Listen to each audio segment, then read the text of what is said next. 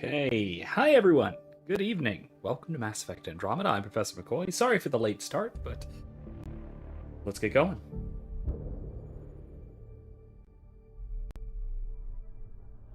Sorry about that. Got home late tonight, but ready to get going.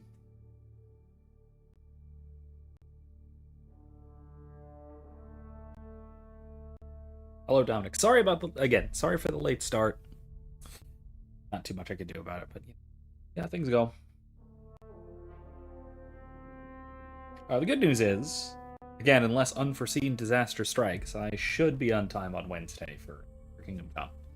That's at least good. Speaking of nothing in particular, a nice candle over here.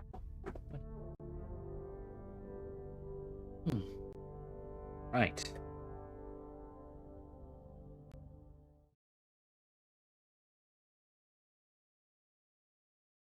Hey, listen, I'll apologize to who I want to apologize to. Trolls can't stop me from apologizing to them. Anyway. So I did a little crafting and outfitting off stream as I suggested I might, and I realized that the top rank L89 halberd is bright shiny purple. So I switched out my phalanx for a bright shiny purple halberd. So that is delightful. I crafted some stuff, got some re-equipping going before we are ready to go into our next major story mission, which, yeah, let me make sure that I'm not, that one I just can't find, so I guess not. Intel and enemies, I think there's just one more, and it's in this mission. Otherwise, yeah, there's a bunch of these little random tasks, but I don't have any shoes to throw, so I can, in fact, craft in the real world, although I don't have much of a talent for it. So not really. I can do a little real-world crafting, I suppose. Alright. Without further ado, let's actually get to our actual next story mission. We're actually continuing the story after, I don't know, 8 weeks or something. Oh, man. I will say one thing about this game. It has a spectacular amount of side content, a lot of which is actually really good. We have, in fact, unlocked all of the explorable planets, I think, aside from the minor, like, side mission ones. What's past 10?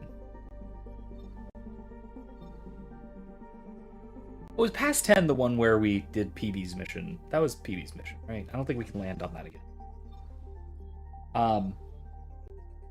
Also odd that the other ones, the other inhabited systems, like Bold and like Kadara, Kadara is, but like Eladon, even Habitat 7, aren't listed. They're just sort of pulsing. Odd. Anyway, let's go. Tracking down the Archon and his ship. There are one or two minor little crew missions left to do, but they're mostly the little like catching up after the fact kind of thing. So we've done everyone's actual mission. We're getting a lot of Kett chatter. Keep us stealthed, Callow. No sense picking a fight just yet. Yeah, we've done everybody's actual mission, loyalty mission. Though there are some, like I said, some sort of little after the fact, little after action hangout type things, like the bar fight with Rack. A little bit. All right, let's check this. Check out this system before we track down the Archon ship and take care of what we got to take care of here.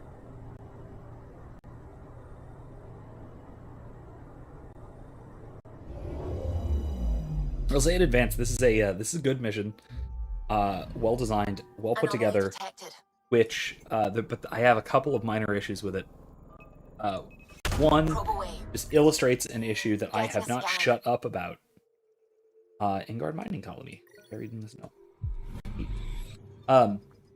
it once again, it demonstrates an issue that I haven't shut up about this entire playthrough, which is that the initiative is absolutely stupid not to have a navy of any sort. To have basically no, or I think literally no military spacecraft. In a situation like this, that is unfathomably dumb. Anomaly detected. Anomaly. And so this mission really demonstrates the Deploying need for probe. that sort of thing. Tracking a huge mineral deposit. Run. But what are you gonna do? It's sort of been established for some reason, though. They decided not to do that. And again, I think part of it can be chalked up to the rush to leave the Milky Way, because presumably whoever was in charge of the initiative knew about the Reaper invasion, knew that it was coming, and was trying to avoid it, and so they left when they did between Mass Effect 2 and 3 in order to avoid the Reaper invasion. So, you don't exactly have time to outfit your arcs with big honkin' space guns. What a favorite colonel. So, yeah, a critical oversight, but one that might not have been avoidable. Then again, we've been here for a while, and you would think that they would devote some resources to arming up some warships. So that's one big problem I have with this mission. It's a miracle that this gets solved at all without warships of any sort. Anomaly detected. But it's this. Yep. Probe away. Satellite detected. Cool desert, huh? One from the Solarian Arc, Berchero. Scorching desert that is surprisingly cool given the output and nearness of the definitive sun. Temperature as a product would pass 65 is highly reflective metal deposit. Oh, yeah. Anyway, though, yeah, it's basically a miracle that this gets accomplished at all without a navy. The other thing about this one is it presents a really big, important choice, which we'll talk about specifically when we get there. The trouble with that choice is that there is a pretty obvious answer to it, and there's a really there's a good answer to it, and there's a bad answer to it, and I can't really imagine picking the other option. I mean, the choice in Mass Effect 1 say, hey look, an arc. The choice say in Mass Effect 1 between leaving Ashley behind or leaving Kaidan behind is at least a big deal, although even though tactically speaking there is a right decision. The right tactical decision is to have Kaidan be on the bomb, and therefore you go to rescue Ashley. But then, when Kaidan gets attacked again, you tactically speaking, the smart decision is to go back to Kaidan to help defuse the bomb, and make sure that the bomb. Not defuse. To make sure the bomb doesn't get defused, and then pull him out and get out of there. And that means that if you're going to make the right tactical decision and you're not thinking with your dick, Ashley is Adams. Unfortunately. But despite that, the decision is a really, if nothing else, an emotionally difficult. It's a serious decision and it makes sense that Shepard feels deeply about it long afterwards. That's a major factor to her, his or her, I guess, but her PTSD in the third game. And so, yeah, that's a really serious decision. Whereas this one, it doesn't reach nearly those levels. So we have found the Solarian Arc, and we have found the Archon ship, and what a coincidence! They're hanging out together. And there's the docking bay. There appear to be a bunch of ships floating around it, too. Those purple dots are ships. I think they are. Maybe not. The Archon's flagship, Vericon, appears to be operating normally and is unaware of the Tempest's presence. However, the Solarian vessel Arc Parchero has been captured and is tethered to the Kett ship. Sensors show no signs of damage to the Arc. its power levels are on standby. Do it. Who do we bring on this? I don't know if I've ever brought Drac. I really want to.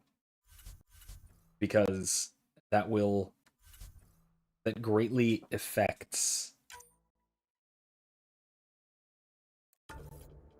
That makes this decision actually a little bit of a real decision. Dominic says, Shepard is a man. I will not accept a feminine Shepard. Oh, okay. I've made arguments about this before. I really think that, first of all, especially in the first game and into the second game, Jennifer Hale does a much better job voicing Commander Shepard than Mark Meer. By the time of the third game, they even out at least, and Mark Meer is doing a bang up job on it. And it's really hard to say if either one of them is better. They're both spectacular. In the first one, I don't know, he didn't quite have the gravitas that he developed later on, whereas Jennifer Hale did all along. FemShep has got gravitas out from anywhere you might choose, so to speak. The whole series. So that's one thing. I do think the voice acting is a little better in the beginning. But then, also, I think that a Commander Shepard being a woman fits the thematic structure of the narrative better. Because I've argued this before, and actually, I'll see if I can put a link to this.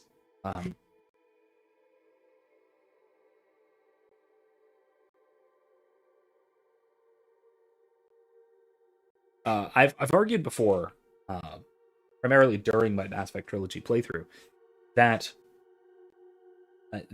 the story of Mass Effect is it fits the model better of what I've called the heroine's journey, where the female hero, distinct from the male hero, has the unique role of bringing together the heroes or the group that will solve the problem. And it is the group itself that will solve the problem, not the hero himself. For the traditional hero's journey, the group is not there to do the job. They're there purely to support the hero in his endeavors. In a story like Mass Effect, to quote the game, there is no Shepard without Vicarion. The group is they are the ones who get the thing accomplished together. And then Shepard, and it's in the name, right? The Shepard. Her fundamental role is to keep that group together, and that group grows and grows and grows until it's basically a galactic coalition. That is the role of the Shepard. And I think that symbolically fits better with the female heroes, or the feminine hero, I suppose I should say, the feminine hero's role as the uniter and the gatherer and the nurturer, or at least that fits better for a Paragon Shepard. I could see an argument being made for a renegade male Shepard, because the renegade path is much more I'll do it myself, is much more humanity first to a degree, that sort of thing. But the Paragon option is all about unity between all of the sort of Citadel species and all that. And I think that a feminine heroine fits the role of Shepard far better than a man does in that role. So that's the basic mode. I argue there. Why I think that FemShep is I don't know if technically like the canon version, because I don't think there is, but is, I think, a far better symbolic fit.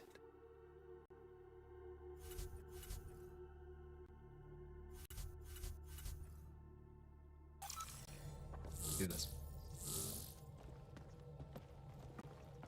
It's true then? We found the Solarian Ark? Sam Tactical.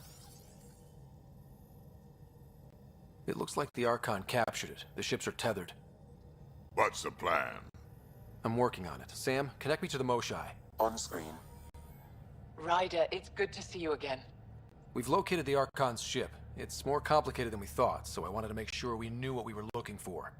It was a large remnant relic depicting Meridian. It's in his private chamber. His sanctum, he called it. He's very proud of that relic. Now, all that said, if and when the next time I play Mass Effect, because I have the Legendary Edition, I still haven't played it. I kind of want to. I might do a Mail Shepherd run through, because I haven't in a good long time. It's been a very long time since I played Mail Shepherd. So maybe I will at some point. Again, that'll probably be off stream. I've already streamed the entire trilogy, so I don't think I'm gonna do it again. That was a long one too. On which note, I think that's the other thing. The next games I want to stream are probably, and I'm open to suggestions on both of these, but probably, if I finish this game first, then I'll be moving on to Fallen Order, and then if I can get a hold of it, Jedi Survivor. Going back to Star Wars a bit. Then Thursday, if when I finish Kingdom Come, which I believe the end of that is coming pretty soon, I'm planning on moving on to Hogwarts Legacy, which, by the way, I just finished off stream, and I liked it. I liked the ending. I thought it was pretty good. The story's pretty generic, but it's greatly enjoyable. And my god, the environment is fantastic. The level design, environmental storytelling, all of that is just delightful. Way bigger than I thought it was. It is not just Hogwarts; it is the entire surrounding area, which is great. That said, my computer can handle it, but it has difficulty at times, particularly the ending cutscene, which crashed the game for me. I mentioned this on Discord, that it crashed the game for me because of the copious amounts of student hair and robes physics, which optimization. Modern games, man. Dominic says, I would argue that the symbolism of the shepherd has to do with rumination. Yeah, go for it. Yeah, push back on me on this. I'm totally on board. I will say as well, Mass Effect is not the perfect example of the sort of heroine's journey. I think that a better example is Dragon Age Origins. I think BioWare does it quite well. This game does not. It does not. This is probably more of a masculine hero's journey, but it's not. It doesn't even really follow either version of the hero's journey too closely. That Andromeda doesn't. But I think that Dragon Age Origins is just about the perfect example of what I'm talking about in terms of the feminine heroine's journey. Dragon Age Origins is a fantastic example where the whole point is gathering the party of heroes to accomplish the end goal, rather than being the sole hero. And yeah, fine, you become the hero of Ferelden, whatever, but it's not even necessarily the hero of Ferelden, the main character, who actually deals the final blow to the Archdemon. Anyway. Right up until we steal Take this thing back. The Archon isn't to be trifled with. He has no regard for the sanctity of life, not as we know it. Be confident, Ryder, but be cautious. I understand. Thank you for your help, Moshae. Of course. I wish you well. Okay, we play this right. Not only do we get away with the relic, we save the Solarians. I say we get onto the Ark, assess the situation, then sneak onto the Kett ship through the tether. A feasible approach. Currently, Ark Pachero is on standby. Only its stasis facilities are online. What about the Solarians? Unknown. You heard the Moshae. Who knows what the Archon's capable of? If he's done anything to those Solarians, he'll find out what we can do. Ryder?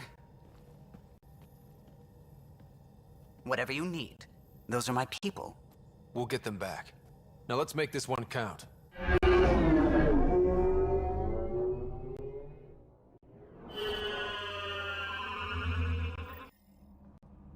Tempest, Okay. we're in.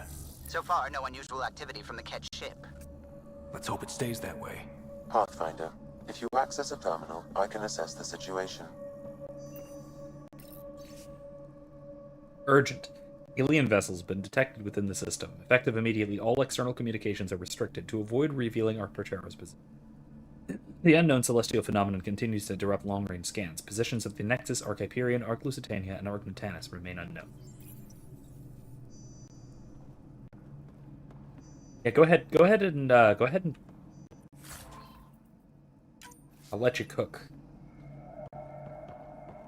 Then I'll see what I have to think about what you have to say. It says a gender thing to the side. Shepherd, work with the sheep, cows, etc. Animals. That's what they eat. They have to swallow many times over in order to integrate it into themselves. That's what rumination is. Okay. You have a thought, question, mystery. You sometimes have to ruminate for long periods of time in order to understand it. Okay. I get that. And there is a lot of that. There's a lot of that symbolically within the A story. moment. Additional data encryption has been added. That's cool. Yeah, there is a good deal of sort of rumination, of gradually and slowly and methodically working your way through the mystery that just sort of unpacks itself, I guess. The more you sort of chew on it. It's not even a matter of, throughout the Mass Effect Trilogy, it's not even a matter of you just, like, you're looking for breadcrumbs and finding a trail or whatever like that. It really is a matter of it just, more things start fitting together as you start exploring and understanding it. But that's fair.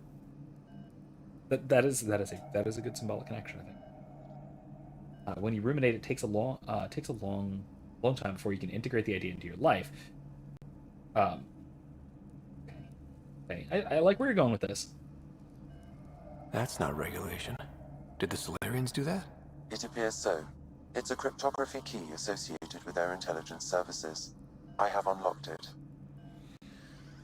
Here we go. Okay, so what happens at the end of the game, you sit there and ruminate on all the three choices. Presumably, you become the Shepherd as a gamer. Yeah, I like that. That said, I've argued this as well. There is one correct choice. And two temptations. Sorry, 3 temptations, I guess, if you consider walk away as one of the temptations. There's one correct choice, and that's destroy, because that is what you set out to do from the beginning.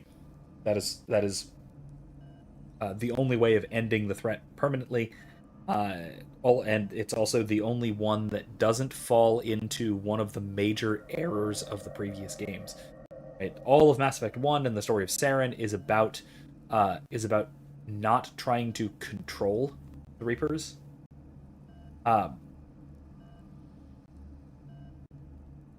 But instead you have to fight them.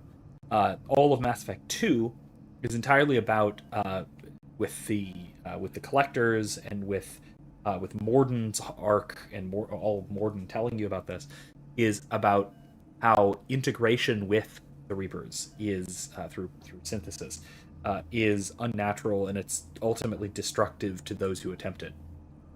Hence the collectors basically just being husks of the Protheans. So that is, both of those are the green and the blue endings are basically ruled out by the lessons that you should have learned along the way. Particularly as well, because the blue ending is not just Saren, but it's also the Elusive Man. So a lot of number 3 is about trying to control the Reapers, and ultimately that failing as well. So yeah, red ending is the correct one.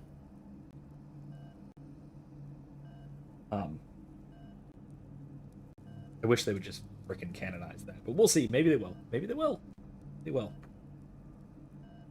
The Andromeda Initiative encompasses all colonization efforts, including ARCs, Pathfinders, outposts, and the central support hub, the Nexus. This is Captain Hager of Arc Pachero. If you are receiving this message, hostile aliens have captured our ship. Please look for our Pathfinder, Zevon Reka. Situation urgent. Ooh. Well, that was clear enough. Okay, Let's then. find him.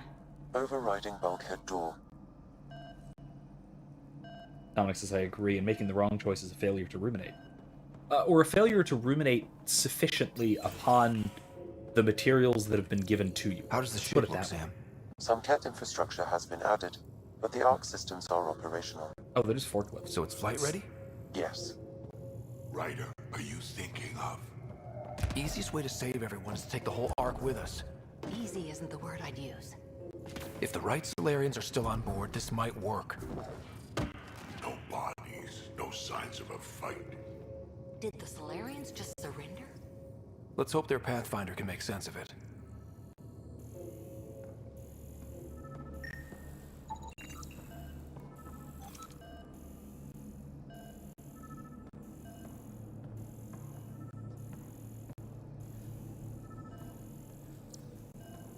Yeah, I do think that that's a good way of putting it, that you haven't sufficiently ruminated upon all of the requisite information, the information that you've been given. Right? It's swallowing too early. It's failing to sort of predigest the symbolic or intellectual food that you've consumed. Good metaphor. I like it. By agreement of the ARC's senior leadership, cease all defensive operations against the alien vessels. The risk of catastrophic damage to the ARC and its colonists is too high. Ooh. Wow. This colonist is deceased. The medical terminal may provide more information.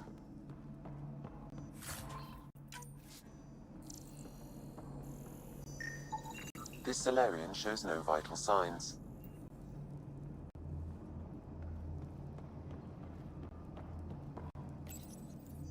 What do their records say about the Solarian, Sam? He is identified as Pathfinder 7 Raker. Sonic says pigs do not ruminate. They eat everything and everything. Anything and everything, even poo. They swallow too early, thus don't throw pearls before swine. Another good connection. I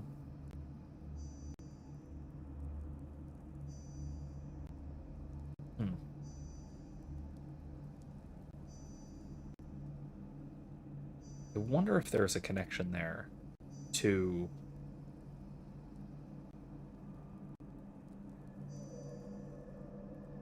I mean, I know there's a connection there sort of symbolically to, at least symbolically, but also practically to the Old Testament prohibition on eating pork. But I also wonder if there is something about the way that we think,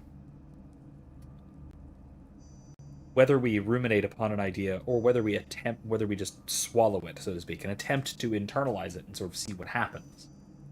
The thinkers, the careful thinkers, who go through things and very carefully consider before acting, and the seat of their pants type thinkers who immediately act and then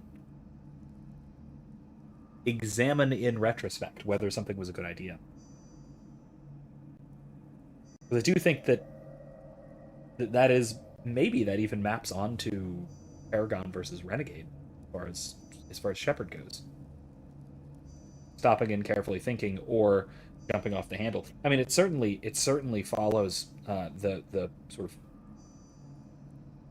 thematic bifurcation that we've been looking into the last couple of weeks with our various loyalty missions, right? Because we've in the last couple of streams, I've done pairs of loyalty missions. We did Liam and Cora. No. Liam and not Vetra. Whose did we do when we did Liam's? Liam and was it Cora? Was it the Asari arc? Then we did PB and Jal. Cora. PB and Jal.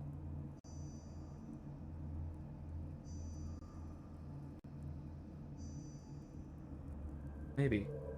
Whatever. In any case, Liam is very much the jump before looking kind of person. Similarly, very literally so with PB, sort of launch the escape pod and hope things work out for the best, which did turn out fine. by some miracle. But if you compare PBs especially, PB and Jal work well together as far as parallelism. Oh no, it was Liam and Drac that we did. Which also Drac, despite his Krogan propensity for violent overreaction, still carefully considers his options before acting. Being an ancient warrior, he thinks very clearly and methodically about his extreme acts of violence before committing them, very much unlike Liam, who just kind of goes off half-cocked whenever possible. Same with PB, if we compare PB to Jal. Jal was intensely emotional, but he's also careful and methodical about it. He is calm and he thinks things through,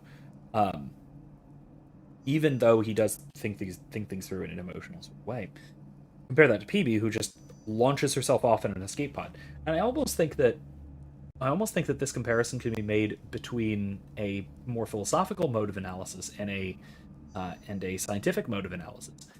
Because armchair philosophers have this terrible reputation of thinking through everything possible before ever doing anything, and therefore never getting anything done.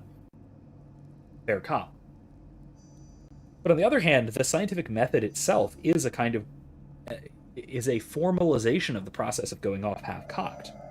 An experiment is nothing but an attempt to fail and then learn from that failure. And I think that it ultimately is I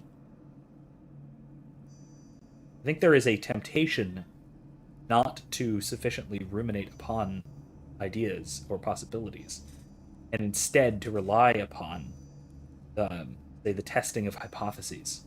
Say, anyway, that was a lot of complex thought. Let's see about Pathfinder Reka. What's the cause of death? A brain embolism while in stasis. However, initiative records indicate Pathfinder Reka is female. This patient is male. What? Then who is this really? I have his DNA signature from your scan. Locate a sequencer to confirm his identity. Interesting.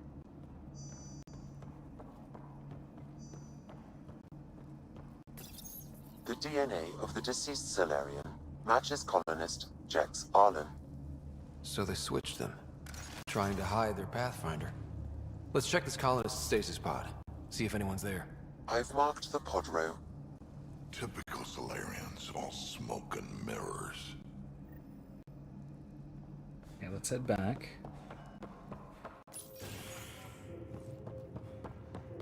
So many pods gone. I'd like to think they got away before the Kett showed up. The Solarian captain was too worried for that. This isn't Kett Archon's pod. Batum Escandum. This isn't the pod we're looking for. Ordney Wold. Full name. I like that. This is the deceased Solarian's Exciting. pod. Yet I detect a female Solarian inside. Ah. I think we found their Pathfinder. Let's get her out. You need to access stasis controls to revive her. Oh, okay. Here we go. Do this.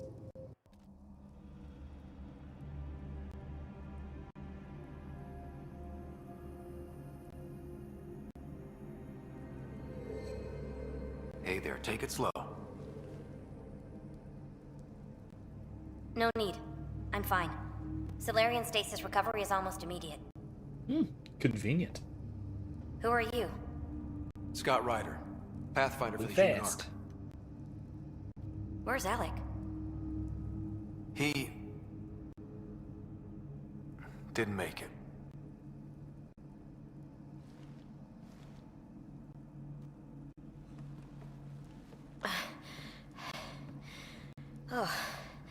Oh, this is madness. Stasis was a mistake. I should never have agreed to it. What, just in general? Tell me what you're doing. I don't think you would have made the trip otherwise. Seeing what I've woken up to. A hostile species, an armada, set upon us. Our captain saw no choice but surrender. Said we'd live to fight another day. He convinced me to hide in the general population and to dismantle my SAM so we wouldn't fall into enemy hands. But we're still in their grasp, I see. Well, not for long. That's about to change. Oh, thanks. We're heading into the Kett vessel to gather intelligence. Wake up a flight crew and ready the Ark for escape. On my signal. That'll be no trouble. And then I'll work on freeing the Ark, so you can focus on your objective. Okay. I think that's good. It's a good division of labor. Dominic says, now for the matter of a woman shepherd. Perhaps we should see, is there such a thing as the heroine journey? That's different. So my thought about, okay, so my prime differentiation is that the male hero, the masculine hero, sorry, not the male hero, there's a difference there. The masculine hero is the tip of a spear. The allies that he gathers along the way are the shaft of the spear that propels him forward, in particular, to defeat the enemy, to overcome the threat. The difference with a feminine feminine sort of heroine's journey is that she forms the core of... There's not as good a weapon metaphor here. The core of a group that then works together to solve the problem. A good way of looking at this is that you find a traditional hero's journey. You will typically find that in the very, very close to the beginning of the story, there will be a plan. And it will usually be the hero's plan, or it will be a plan gifted to the hero by the mentor figure, the Gandalf or the Obi-Wan Kenobi type, right? And so the plan is a given. We need to accomplish this goal, and we know how to do it. Here are the things that we need. Let's go get them. And in order to get them, we might need to do other things along the way. We might need to acquire allies along the way, etc. But these are the steps we need to accomplish. Right? There's an end goal in mind. There's a path to get there that we know of and that we are going to follow, and we're going to do it this way. Here's what we're going to do.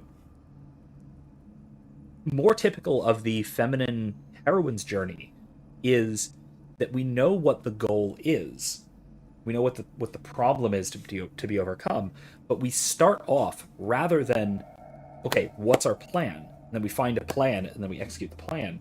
Rather, the feminine method approaching a problem like this is to first gather allies and resources.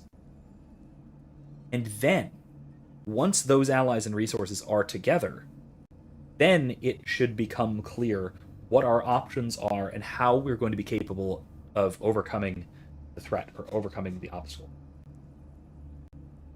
Because now we know what we have available to us, and then now that we know what we have available to us, we can go ahead and solve the problem. Dragon Age Origins is a perfect example of this. What do we need to do? Well, we need to defeat the Blight, which means we need to kill the Archdemon or something. Okay, how do we do that? Hell if I know, but we have these resources available to us. These ancient Grey Warden treaties, we know there are these particular places that we need to go to, these particular allies we have to find. And so once we do all of that, once we find this support, find the resources and the people we need, then it'll hopefully become clear what we need to do, where we need to go, and how we need to act in order to accomplish our mission. The actual plan is find a bunch of resources and then come up with a plan together. That is more typical, I think, of the heroine's journey. To gather everyone together, and then we will, as a group, come up with a solution. Rather than, here is a solution, what do I need to accomplish that solution? And then accomplish those things in order.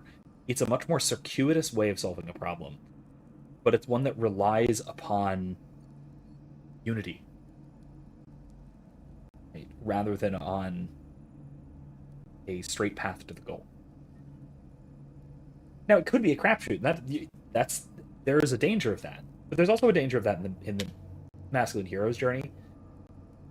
So I think in both cases you have to sort of assume success for the. I mean, it is the kitchen sink strategy, but you have to assume success for the symbolism to work, right? Because you can make the same kind of criticism. Like, the criticism of the feminine heroine's journey here is, what if you get all of the resources that you have available? What if you get all of this together and you still don't come up with a way of solving the problem? Well, that sucks. the story's over and has the bad ending. That's what. But you could say the same thing about the hero's journey, right? The hero's journey could also have a similar end. Okay, I've got a plan. I know what I need to accomplish the goal. I'm going to gather those things and accomplish the goal. Well, what if there's something along the way that I can't accomplish, or I can't acquire, or I can't get? Well, you can't. And now you've expended all of your resources attempting to get all of this stuff that is no longer necessary, no longer useful, and bad ending. Same thing, right?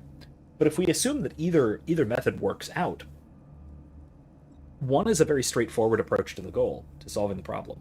The other is a more circuitous approach. It's the kitchen sink strategy, but it's to put everything possible together so that we can find not just a plausible solution to the problem, but the best possible solution to the problem, given what we have available to us. Right?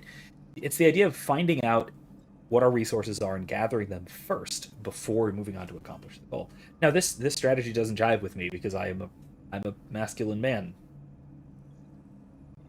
And so I think primarily in a direct fashion. But it is, I think, a perfectly viable way of solving a problem.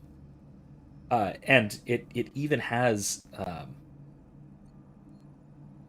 some symbolic significance to it of gathering things together before setting out, before attempting to solve the problem. Tom says the hero's journey fails because he doesn't transform. The heroine's journey fails because she can't transform the potential into actual. It's more like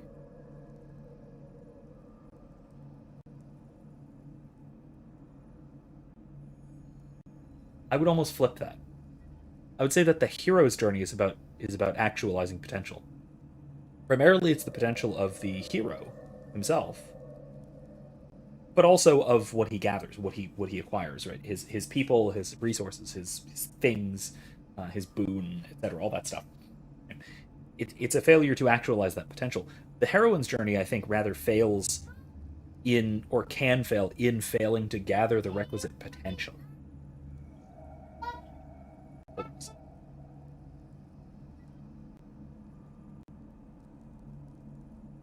Give me 1 second.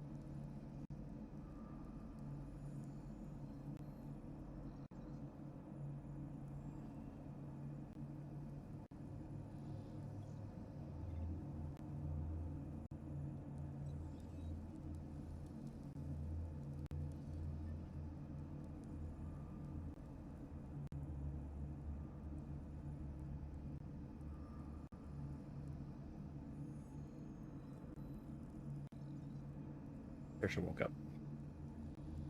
Mom's got her. I think she's okay. She doesn't like sleeping. I can't blame her.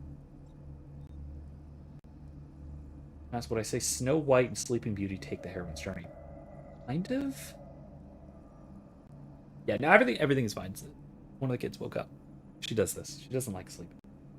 It's not like she has, like, trouble sleeping. She just refuses to. She hates it. She doesn't want to sleep. It's boring. Everything's fine. She's all good. We wanted to show Mom something in her room, whatever it might be. Find out. We'll find out later. I don't know about Snow White and Sleeping Beauty. Heroine's journey. I don't think Sleeping Beauty qualifies. Snow White, maybe. I don't think really either. But I think in both cases they don't have a clear enough objective or obstacle. Maybe Snow White.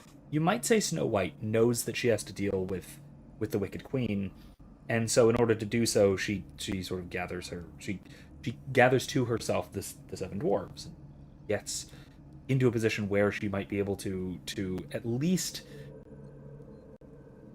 because she doesn't really have a goal of overcoming the evil queen in any way. She's just avoiding. So I don't quite think so. Tom says Snow White is the ideal feminine story. So if she doesn't take the heroine's journey, then I doubt the thesis. Well, okay. again, I think that there's a difference between a feminine story in general and the heroine's journey, because not every masculine story is the hero's journey either. I do think that the heroine's journey is rarer than the hero's journey, both in storytelling and probably in reality as well, historically speaking, especially. But I think that it's a particular type of feminine story. I think Snow White is a very prototypical feminine story, but I don't think it's a feminine version of the hero's journey. I think it's separate. I think it's its own thing. I think that what I mean is that the heroine's journey is a sort of female parallel of, or a feminine parallel, I suppose, of the hero's journey, and it's not just the prototypical story of the feminine.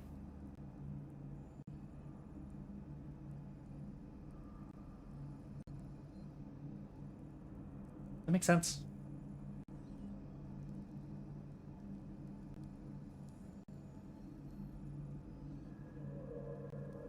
So yeah, let's for now, let's let her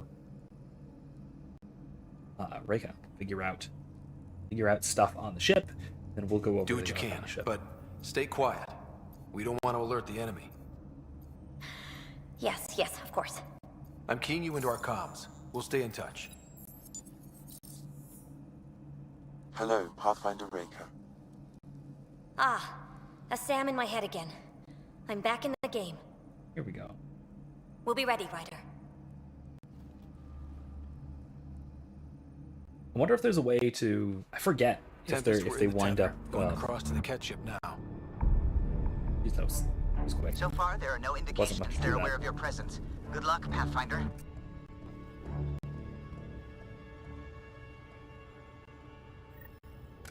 Okay, we keep this quick and quiet, and they'll never notice.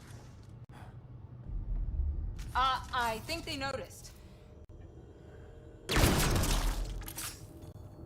Well, they're about We to. walked right into that one. Come on. Another one down. Don't let them have the high ground. I mean, they already have it, but... Damn it, going really? back now. Keep it up. There we go. More of them coming in upstairs. They threw us one hell of a welcome party.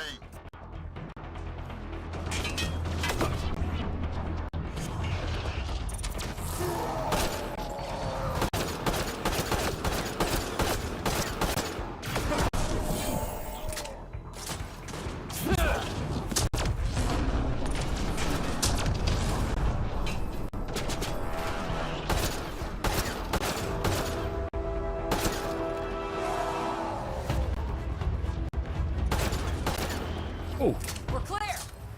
So much for Shot sneaking crack. in. What now?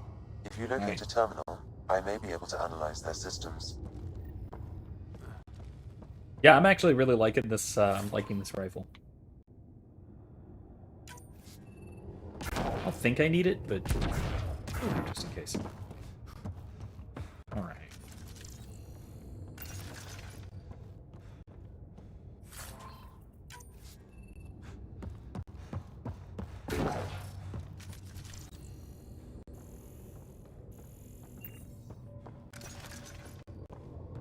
Really liking them. Container.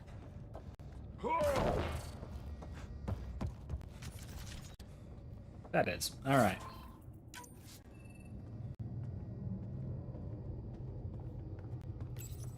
Accessing the ship's systems now. I have located the Archon's private chamber.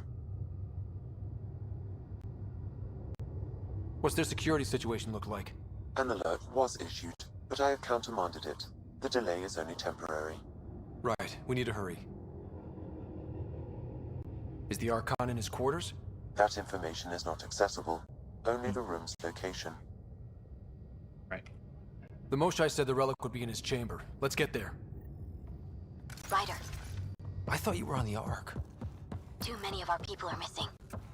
If we don't find them now, we never will. This is Hager, captain of our Ark. We'll focus on the rescue while you push ahead. A secondary route Cool is available, helmets, I love marking them. nav point. We'll help you get on your way. Oh my god, I love their helmets so much. But I'm a history teacher. I don't know how to fight. Right. And all I've If you ever done access is the terminal, pilot ships. I can override That the door. doesn't mean I just roll over and die. We can do this. Captain Hager's right. Our people need us. We have Why to did you answer bring the a call. history teacher I here and used to not a repair battlefield commando? drives on Sirkesh. I could probably rig up some surprises for the Kett. Good. We have to be clever, improvise, and stick to the shadows. There are 4 of you. We'll try this way to look for our people. I'm sorry we can't help you, but we have our own mission. You couldn't have thought out, like, a group of commandos? I know you Okay, have Sam, them. the relic. Still got a lead on it?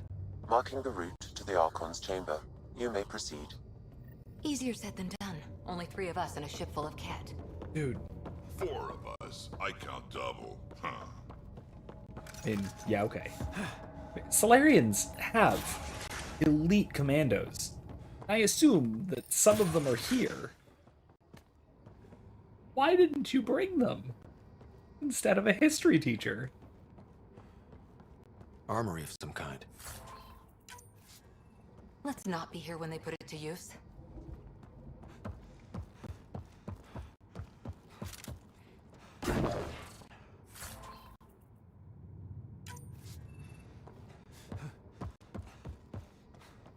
I at least respect them for saying of some kind rather than some kind of. Because really, the some kind of thing is just the way too cliche technobabble thing. Here we go! Keep your head down and push forward! Where are we trying to go? The exit is on the far side of the room. With a lot of Kett in the way. Dropship inbound. This'll get worse before it gets better. Dropship? They've got everything. They're reinforcing! We've stirred up the hornet's nest now.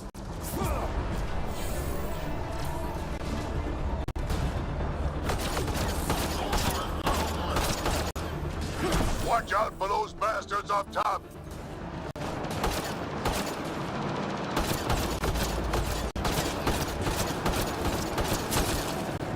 Wish we had our own This dropship thing right is- about now. I think it's Guys, where's nicely supposed to be the accurate. cavalry?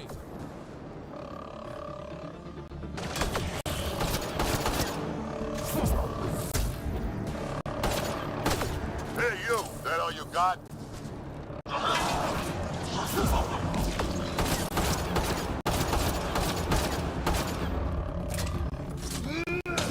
Oh, damn it!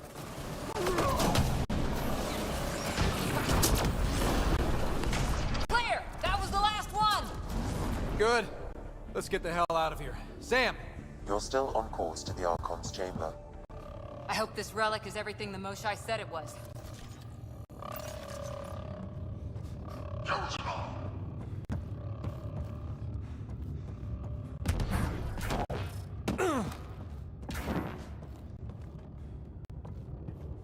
You might need to rephrase some of that. I'm not exactly sure what you mean there. Say the survival rate of history based on whether they teach from a modern historical field or something. So, whether the... oh, man, I fell. Doom of death. Oh, okay. This is not a safe hangar. I'm just saying. Oh, for sure. That's good.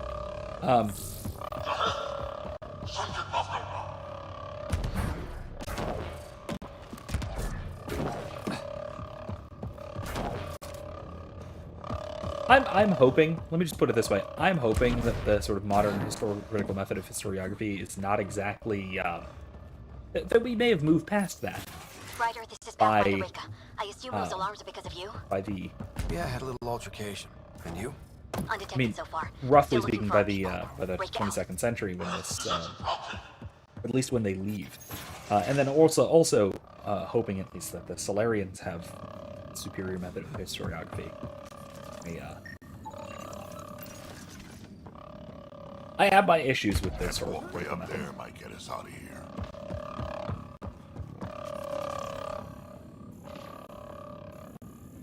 It's not the worst, to be fair. I might even...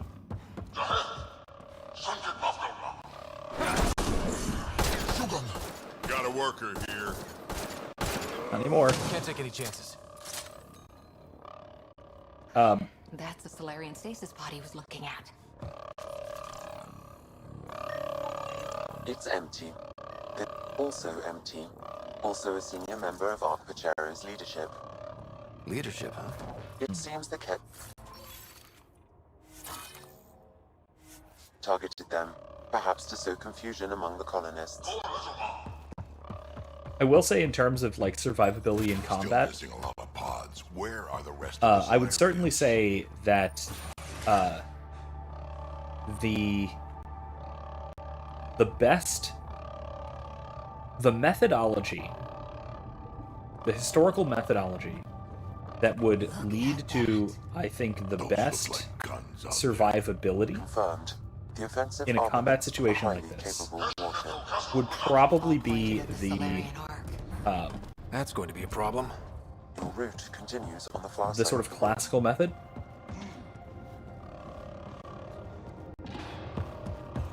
The classical method wherein history was studied as a The relic will be the least of our worries.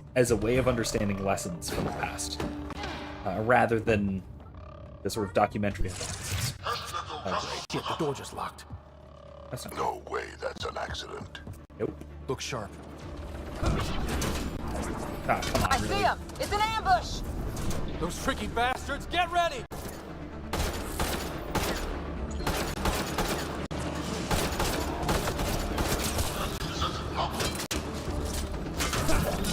They locked us in. Only way out is a fight!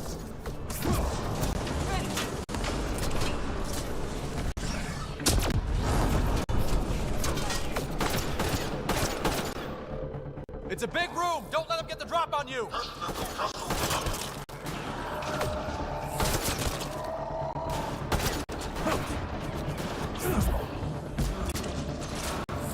Damn things are everywhere. This is looking ugly! We're in trouble here! Can't They're doing hold okay. out much longer. Ryder, we're here! We've I got feel like you now. Herodotus, they survive. Yeah, It's the basically. Solarians up top! We still have a chance! Reika, we'll take whatever help you can give! We'll provide overwatch! Take them out!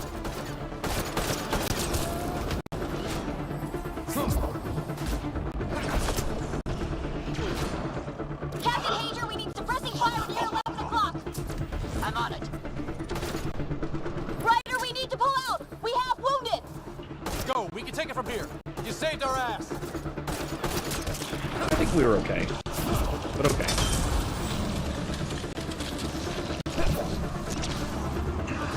Oh, jeez. Sam, anything you can do? Provide encouragement. I'm afraid the only option is brute force.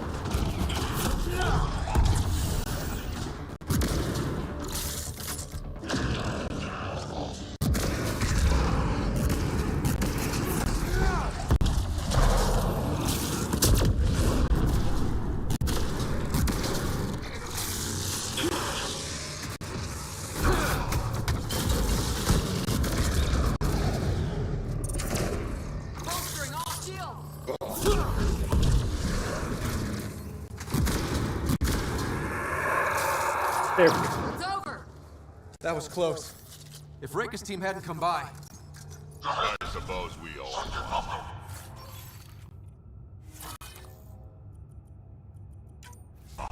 Yeah.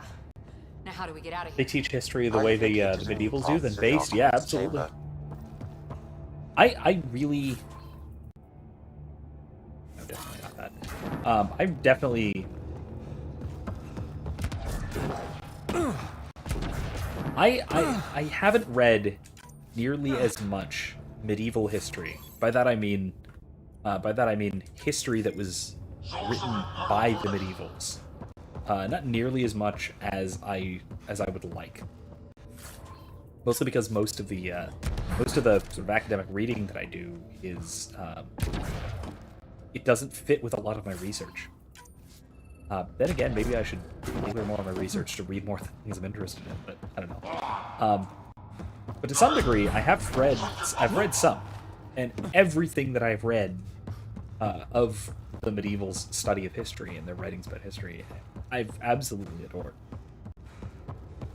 And so, yeah, I think that, again, I think they take the right lessons from history, which is to take a lesson from history rather than simply the sort of documentary method, the various documentary methods. Because most modern methods of historiography, whether that is the historical critical method, whether that's Marxian historiography, whether that is the sort of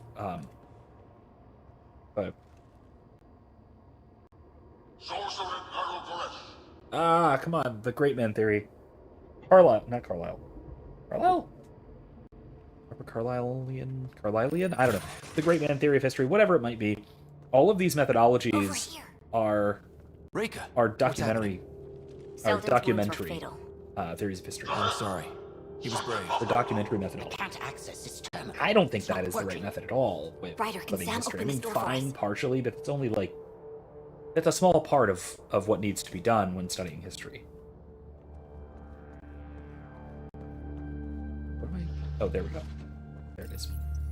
A moment while I override security. Reika, we've got a big problem. Did you see those guns back there? I know. They'll destroy the Ark before we can power up the engines. Unless... If you've got an idea, let's hear it. Venril here used to repair FDL drives on private cruisers. Venril, an EMP device? It might work. If we rig one to detonate near those guns, they'd lose power. And the Ark would be out of harm's way. What about your missing people? I'll keep looking. Captain Hadrian and Venril will focus on the EMP. Okay, let's do it. Everyone be careful. Good luck. The door is now open. We'll stay in touch over the radio. In the meantime, we've got a relic to find. Sam?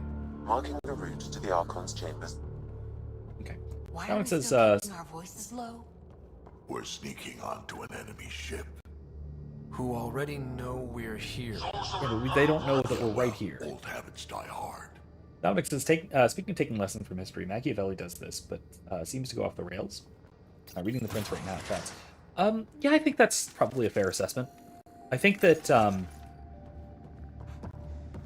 so there are a lot of theories about but if we don't rescue the how many Solarians would be left? Not enough. The whole species is at risk. One of the readings of the Prince that I kind of like, is that it is essentially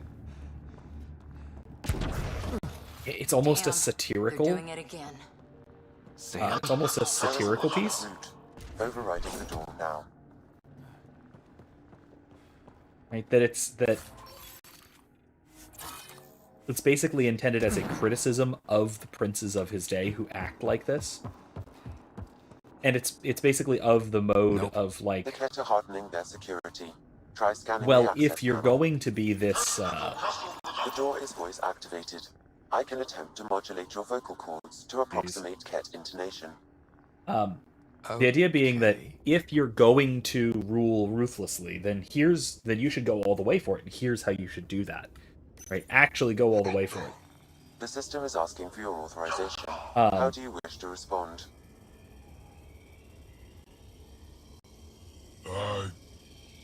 Gosan, Nurai, Thorak, Shura, Really?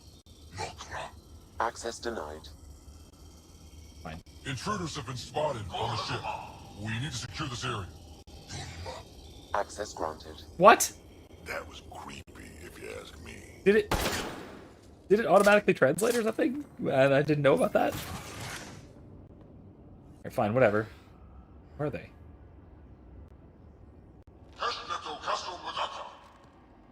Well, we're off the beaten path now. Looks like a lab.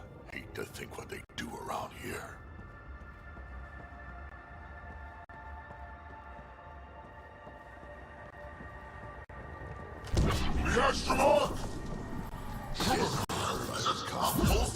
Must be scientists.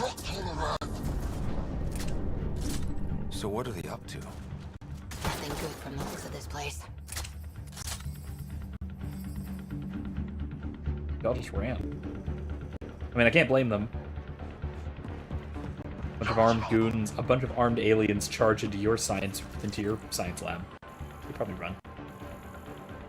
But I actually kind of like that theory that that Machiavelli basically wrote the Prince as a kind of, well, if they're really, on Solarians, if the rulers of his day are really going to be this ruthless and be concerned with their own power rather than with the well-being of people, then they should go all the way, and this is how they should be acting. They should really just go for it, because they might as well. They're already being evil, or something like that. Although that said, I don't know if it's quite that. Oh, it hurts. Only useful if you have something to hide. Yeah. So yeah, I don't actually know if it's quite that. Oh, it's empty. That's good. If it's quite that bad. Or, I mean, if it's quite that.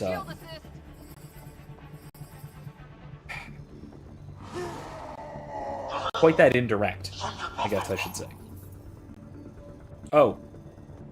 Hello. Shit. Splat. Is that bug? Splatted the bug.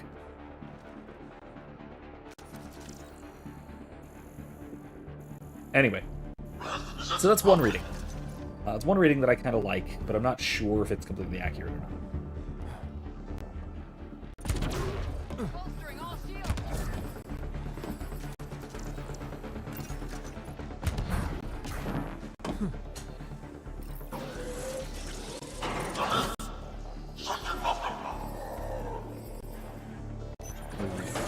Yeah, we can. Cool.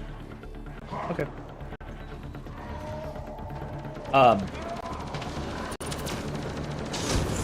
We've got company. Drac, are you, We gotta get through these guys!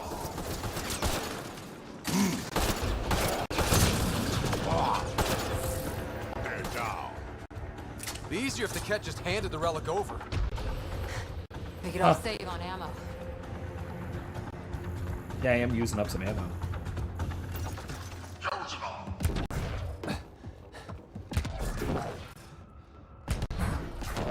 No, I can't get through there. Okay. That's fine. Otherwise, I think that it does sort of represent whether he was intending to critique it or whether he was intending to support it. Either way, it does, I think, represent a kind of Enlightenment view of the right of the sovereign kind of thing. That the sovereign's goal is, in large part, to The quad is empty. Damn. to maintain Also empty. the stability of one's society at all costs. Because that is what is going to benefit society and also the ruler, which matches with a lot of what we see from other Enlightenment political philosophers, whether that's Locke, whether that's Hobbes, whether that's even Hume. It was very common in the Enlightenment to consider sort of social stability as the end-all, be-all of the common good, and therefore the ultimate goal of politics, and therefore of all other social forces and social aspects of society, let's say. There's even Locke, who is well known for being a big defender of freedom, political freedom, that is not. What is this? Really. They're dead. Who could do this kind of thing? No, please. Hey, I see you in there, and I'm gonna find you and kill you myself.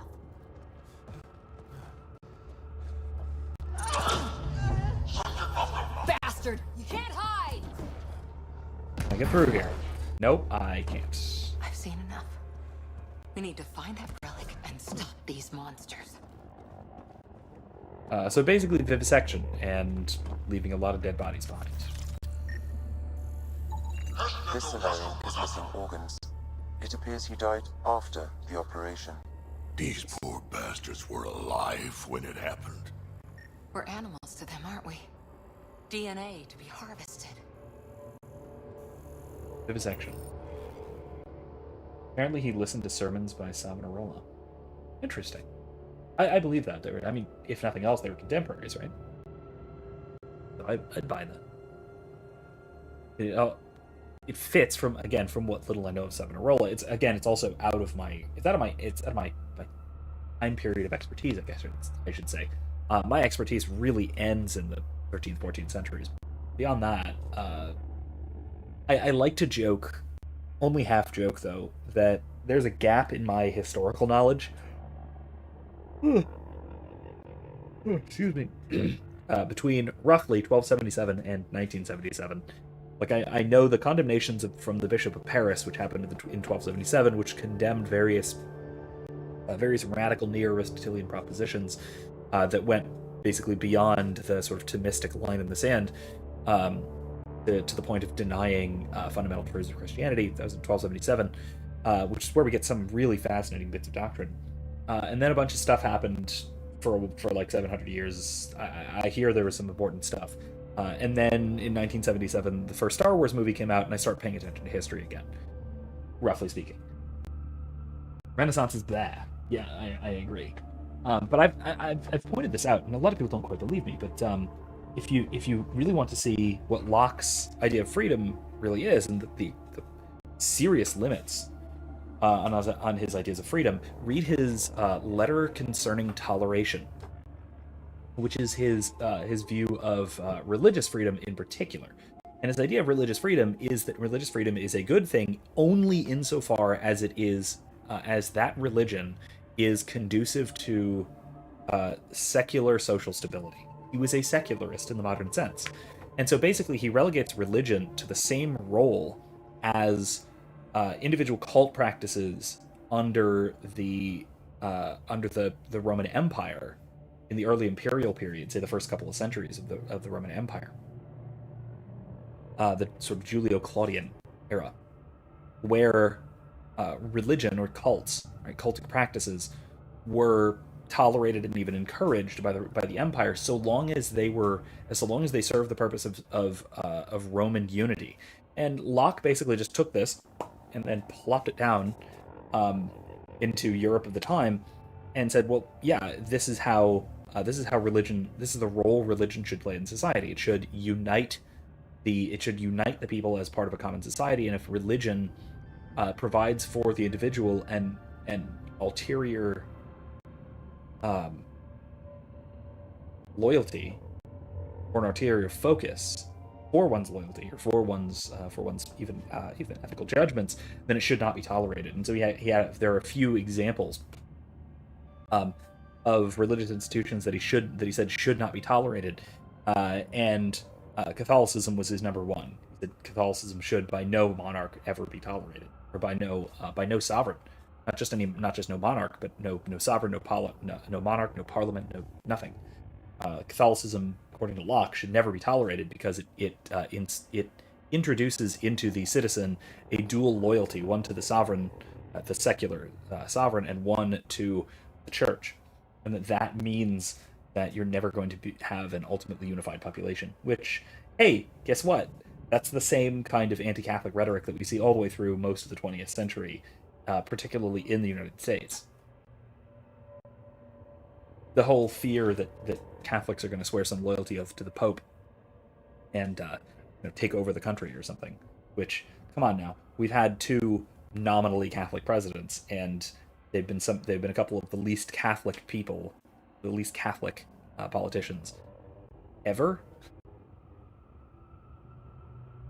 So yeah, fears are unfounded there.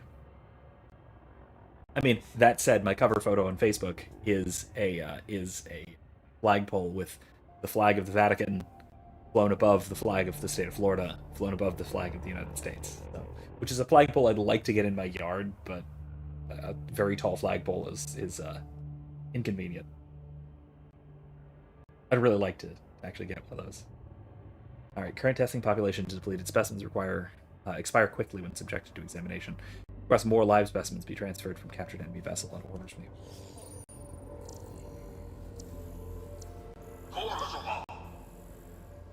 Your organs missing.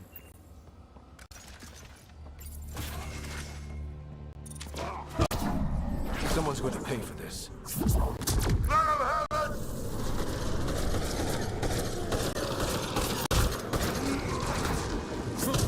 Bastards! We're not lab animals.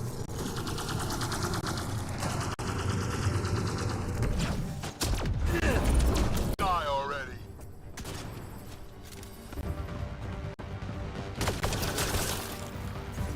Hope they got the message. Sam, how's it looking? The Archon's chamber will require a new path through the unlocked door. Here we go again.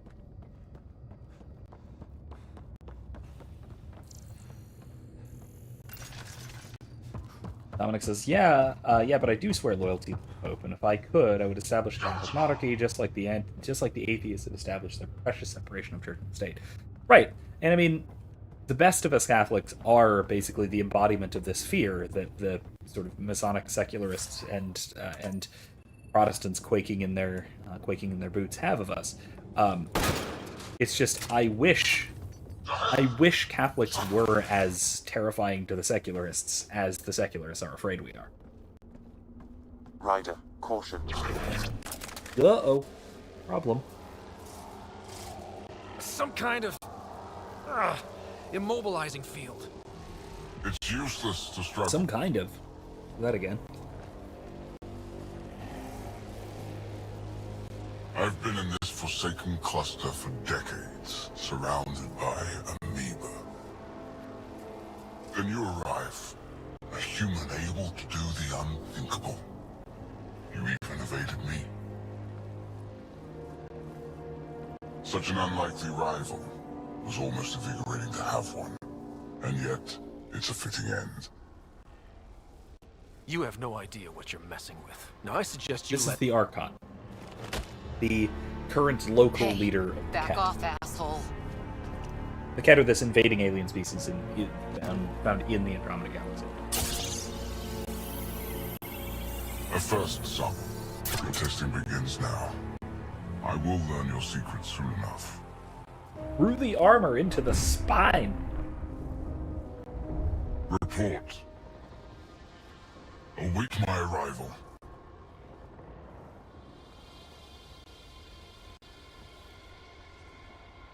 Save your strength, human. I gotta say, no, not really. So the Kett. There's a couple of interesting things about the Kett. First of all, Reka must have run into trouble. his voice does not. His intimidating Sam, voice what can does you not tell me? match the I'm cutesy monkey sensing face. a biological transmitter in your bloodstream What now. is that? Attempting to neutralize it. Okay, that's priority 2 for sure. Any idea how to break out of this? The containment fields only interact with living matter. If you expire, the field around you will extinguish until manually reset. As you know, my access to your physiology allows me to enhance your vital signals when required. I can also do the opposite. I don't know if Ryder likes this Whoa. idea. Kinda don't want to die today, Sam. After stopping your heart, I would attempt to resuscitate, of course. Attempt. Are there any other options? None that I can determine. All right, let's do it. Not again. You better come back. Stopping your heart. Now.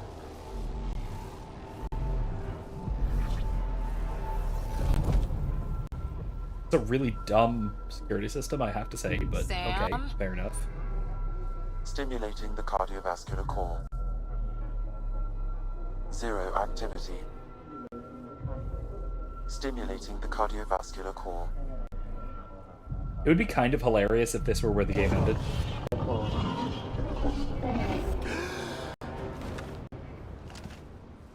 Kind of hilarious if that were it.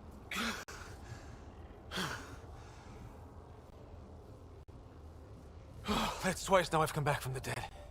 Can't say the experience is improving. I believe it is preferable to the alternative. You two look comfortable. Yeah, okay. So did you, while you were playing dead.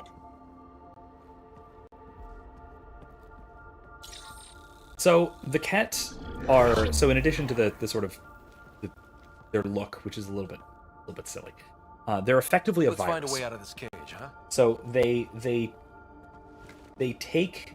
There is a maintenance corridor connecting to this room. Okay, must be a way to access it. I'll look for it. They take genetic information and traits from other species and integrate it into their own genetic makeup. What? Uh-oh. That's not good sounds. Archon, do you hear me? Now you have 2 Pathfinders to deal with, and we're not impressed with your security. The dead Solarian.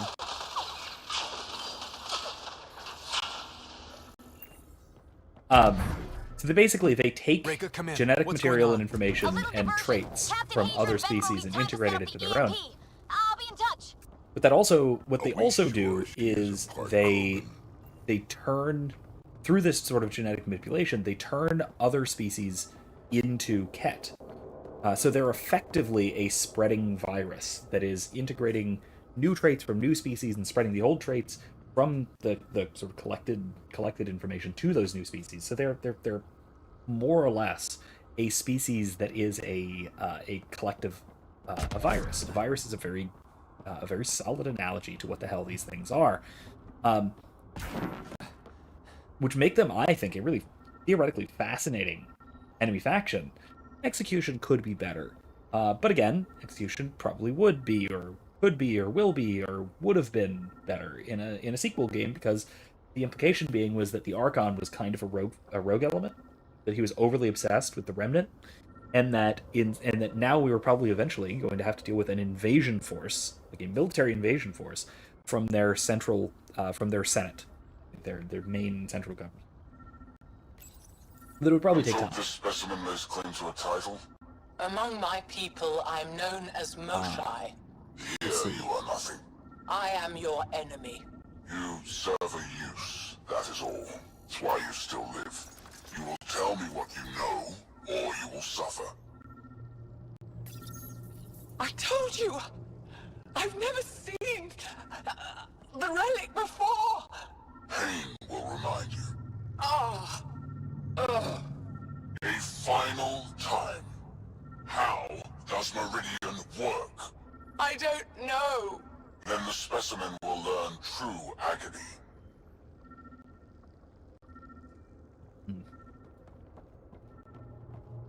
Well, at least he doesn't know how Meridian works yet.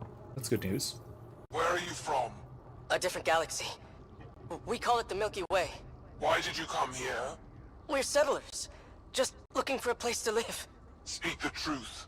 Where is your invasion force? We're not invaders! Please! We should have had an invasion force. We don't mean any harm! Wait! Ah! Kind of foolish not to. I can't tell you what I don't know! You lie! Where is the one you call Pathfinder? I don't know!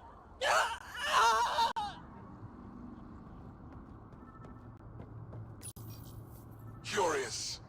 But one lie. I do not have Turbo in here with me, no. You won't break something you can still use. Clever prattle. Everything serves. Before, maybe. But now, when I talk, you'll listen. Curious. But one lie, and that can be broken. You won't break something you can still use. Never mind. Clever prattle. Tell me what you know of Meridian. Is that why you're here? Meridian? I've never heard of it. We just got here. It was a long trip and... Again, tell me of Meridian. I just explained. I don't know what that is. Then what use are you? What do you... Dissect this specimen as you will.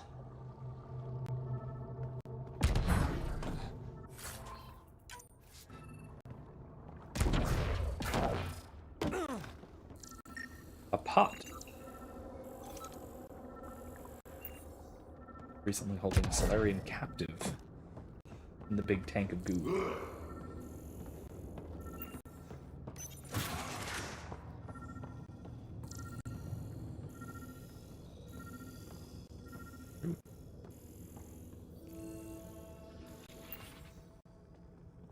Maintenance hatch, huh? Archon, as you ordered, search teams have been dispersed to find more specimens from the Milky Way. The Solarian specimens claim knowledge of additional species called human, Turian, Krogan, and Asari. We are in the process of collecting members of all species for study and evaluation. Eventual exaltation. Exaltation is their process of basically turning other species into Kett. Most useful in these Solarians are their cognitive abilities. Their thought processes occur much faster than in the others. There is a cleverness about them, a cunning which could be leveraged. More work is needed to isolate the genetic markers. There is no shortage of specimens to choose from. These Turians possess a useful exoskeleton. Oh, we came in from On inside. harsh Okay, worlds, good. it could prove advantageous. More intriguing, there is discipline about Feel free to let him in adherence here to if you want. militaristic order, an effective trait for instilling obedience. Additional specimens will be required for study. Okay. The ones they call Asari, their reproduction is a mixture of biology, thought, and memories. They take what they need from a species, as they should. Reproduction cannot be left to chance. The superior race dominates. Yet these Asari pretend otherwise, a melding they call it, embracing eternity. Biology has no use for poetry. In the end, their Yes, it biotic does. traits may prove the most useful. So biotics, and then also again, I like that's interesting the sort of comparison of the reproductive processes. But again, I think it's fundamentally different because the reproductive process of the Asari is giving new life. It's reproductive, whereas Kett only reproduce by turning other creatures into Kett. They only produce by infection. They don't reproduce; they recruit, as they say. Among the new specimens, the human is the most perplexing. They possess an emotional range which often exceeds the others. Their unpredictable nature marks them as dangerous, but if the root of their passions could be isolated, we must identify a champion among them and capture it for further study. You writer, I think. Awfully young and inexperienced to be a champion, but he's getting there. Dominic says, this collective virus sounds like the prelude to becoming one of the giant octopus things that were attacked on Earth the last time. Oh, the Reapers. Kind of. Reapers had a very different Cthulhic sort of element to them. Different kind of horror to them. They were they had the sort of collectivization, right? That each one is a sort of legion of minds. A kind of a collection of the genetics of an entire species, that sort of thing. But Reapers were fundamentally about the fusion of of organic and synthetic. They were basically an allusion to the singularity, whereas the Kett are closer to. Let me maybe put it this way. The Reapers and the Kett represent the two thematic aspects of the Borg, of, say, Star Trek's Borg. Right? On the one hand, you have the singularity, the merger of man and machine. That's the Reapers. But on the other hand, you have this externally imposed unity, which wipes out and destroys individuality, and sort of replaces the uniqueness of the individual with instead the monotony of the collective. Another version of this would be like Agent Smith in the Matrix sequels. It is a replacement of the individual by simply a copy of what sees itself as a superior being or a superior life. That sort of thing. I think the Agent Smith analogy is a pretty good one for the Kett. The Krogan are a brutish race which could be useful. Redundant organs and a savage temperament. Made to kill. Even the other specimens fear them. A deliberate genetic fault was introduced to limit the Krogan population. But I wonder, without this defect, they could be unstoppable. They almost were. Well, that did something. Let's look around.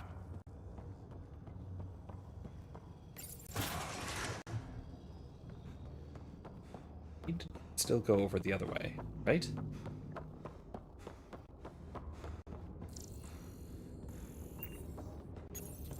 The reports are true. Strangers have arrived on our borders. Specimens we've never seen. We captured a lone vessel. The occupants claim they come from another galaxy. Milky Way, they call it. A great opportunity lies before us. A treasure of fresh specimens. Genetics shaped by forces outside our galaxy. This could be quite the prize. So yes, Dominic, the Reapers were a monstrosity of the collective. Each is an entire species of organic life compressed into a single being as a giant AI. Yes, but then also there's the element of first of all, the unknown beyond the stars, obviously, right? The Elder God, the Cthulhu mythos type monster. There's that. There's also the element of rogue AI. Not just the combination of the organic and the synthetic, but also the synthetic overcoming the organic, and particularly this synthesis overcoming them both. That is another major thematic through line for the Reapers. If you think about their origins, and this comes out in the Leviathan DLC of the third game, that the Leviathans, these ancient squid creatures, these very powerful squid creatures, these things that are very old, older than the Reaper cycle, that were capable of enthralling, basically overshadowing the will of lesser species. By lesser, they mean smaller, because they were giant aquatic things, and made a bunch of thrall races. That those thrall races would create artificial intelligence, and that artificial intelligence would kill them. And they were sick of their servants being killed, so you can guess what they did. They came up with an artificial intelligence that would come up with a solution to the problem. It came up with a solution to the problem, which is to create the Reapers, to wipe out and preserve all organic life into this organic-synthetic synthesis. Basically created the Reapers as we know them. But it also wiped out the Leviathans in exactly the same way that they were trying to prevent, because they were really dumb, and they didn't understand irony. But it's that. It's this. It's also the kind of hubristic self-destruction represented in the organic-synthetic singularity. One of the specimens, a human, has done the impossible. It spoke to the remnant machines. By some unknown power, it enforced its will on the old technology. The machines responded. The weather had changed. For years, we toiled in misery trying to understand it. Actually, no, that was Dear Old Dad. One day, it was Alec Ryder. At all costs, we must obtain this specimen. The implications for Meridian are extraordinary. Yeah, that was Alec. That was actually not Scott. Let's talk about Alec. Wait a second. There was another door I didn't go through. Over there. Right? Or no, I did. I did go through that door. Okay, no. Kidding. Yeah, you'll have to get into the lore. Honestly, the lore for Mass Effect is phenomenal. It is really well put together. Here we go. This way. That appears to be a hatchway. It may lead to the maintenance corridor. Just have to get it open.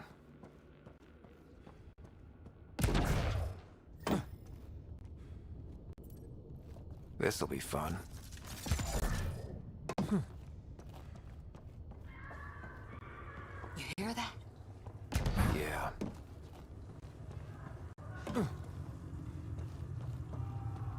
Solarian pain.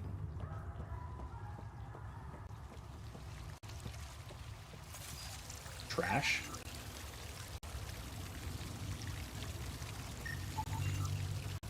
Yeah, empty.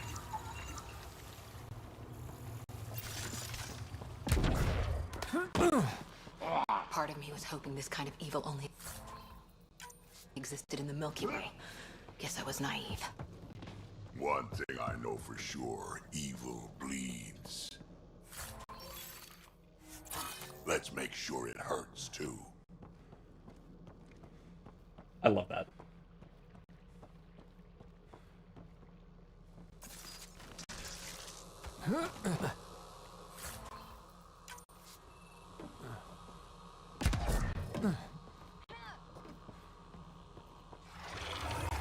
What was that?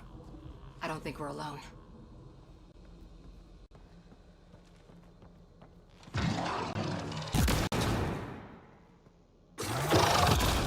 There it is. Really starting to hate those things. Woo! That was it good. Here?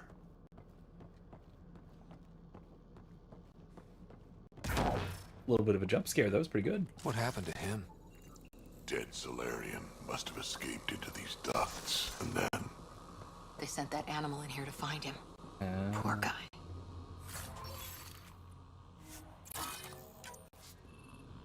Yeah, there's a lot of deep lore to Mass Effect as well. Most of it is... This is Rika. Most of it's completely accessible through the game. Through the games. The EMP is primed and ready. But also... We're almost to the Archon's chamber. Stand by. You kind of have to look for it. Like, if you just play through the game and don't read the codexes and that sort of thing, then you'll only get some of the lore. And so, like, if you watch my playthroughs, which go for it, do so, because I've got a whole playlist of playthroughs of the original trilogy. I think it's actually linked already in the description. That I go through and I talk about a lot of the lore, but I don't go through and read a bunch of the codex. So if you do want to go through the codex, first of all, there's the wiki, obviously, but I'd recommend actually going through and as you play the game, read the codex entries that pop up.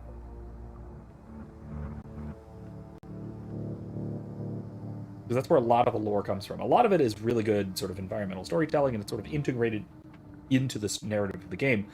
But a good portion of it is... that a Krogan?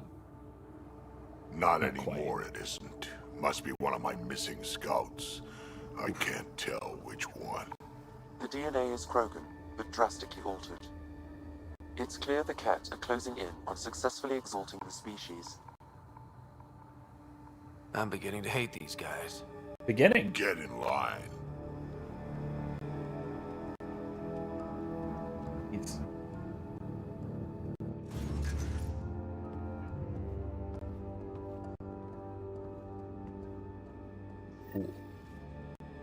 Well, here we are.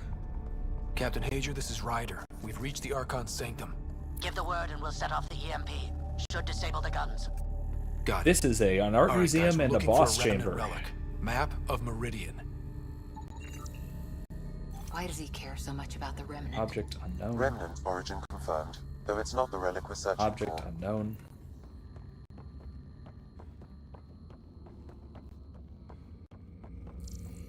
The Archon has done extensive testing to this artifact, damaging it in the process. It is no longer useful.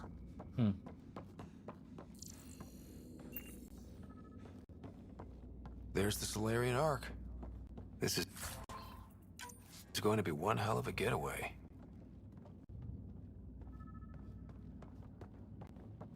This is quite the chamber he's got here. This object serves no useful purpose. It is the remnant equivalent of junk. The Archon is whistling in the dark on this stuff.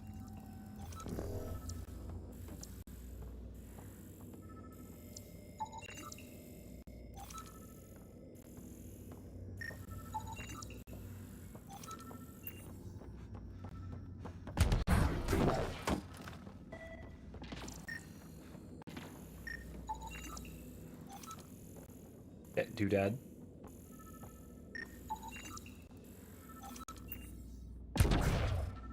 Doodad. Can I jump on top of these? Really want to. Yeah. It's rotating. Making that a little bit difficult.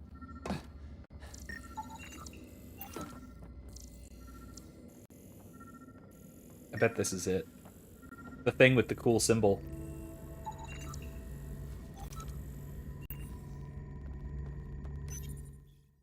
with the prominent location too. Pathfinder, this is the relic the Moshae described. It does seem to be a map. Okay, cool. Can I do the cool thing?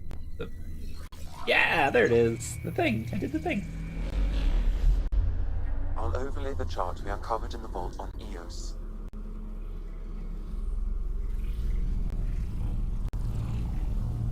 So that's...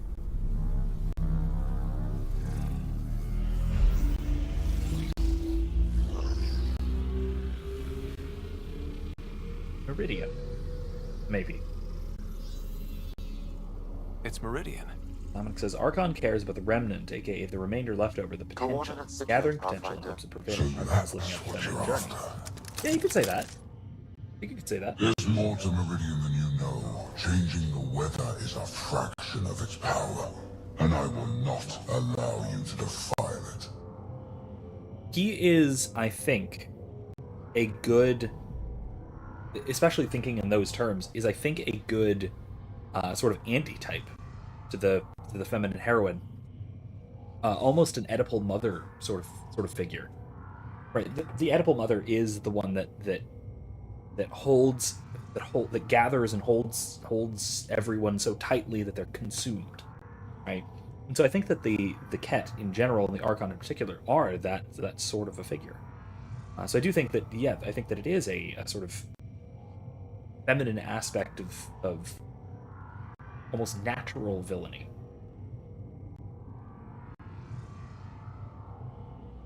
Good observation and some good thoughts there. I'm better equipped to handle it than you. Why? Because you have artificial intelligence in your head explaining it. I've seen Yes. what transpired in the laboratory. Yes, and actually. now I know what makes you special. Yeah. Meridian is mine. I've tolerated you long enough. You hate Once your AIs, vessels are so destroyed, you'll be stranded here. Captain, fire the EMP! Done.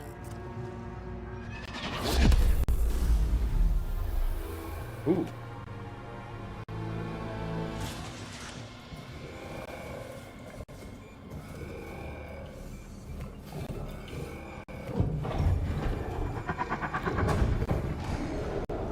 Here we go. That can't be good.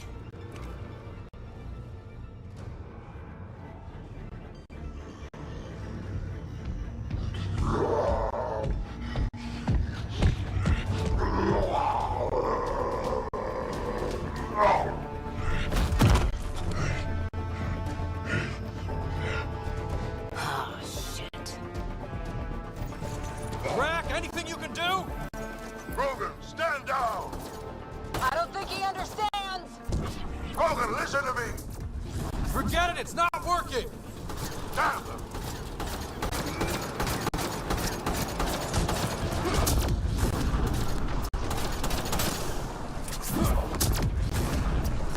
This guy's gonna be trouble! Stay out of the way and give him everything you've got! These are my people I'm messing with!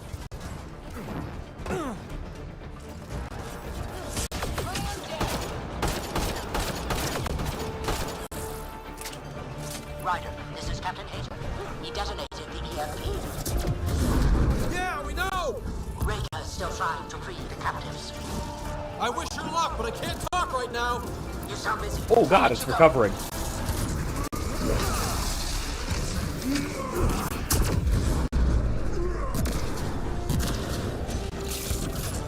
There! The Krogan's down! Sorry, Drac. Let's hope the Void will have him. That was the last one! Finally. Alright, we've got the map. Let's get the hell out of here. And before those guns come back online. Okay.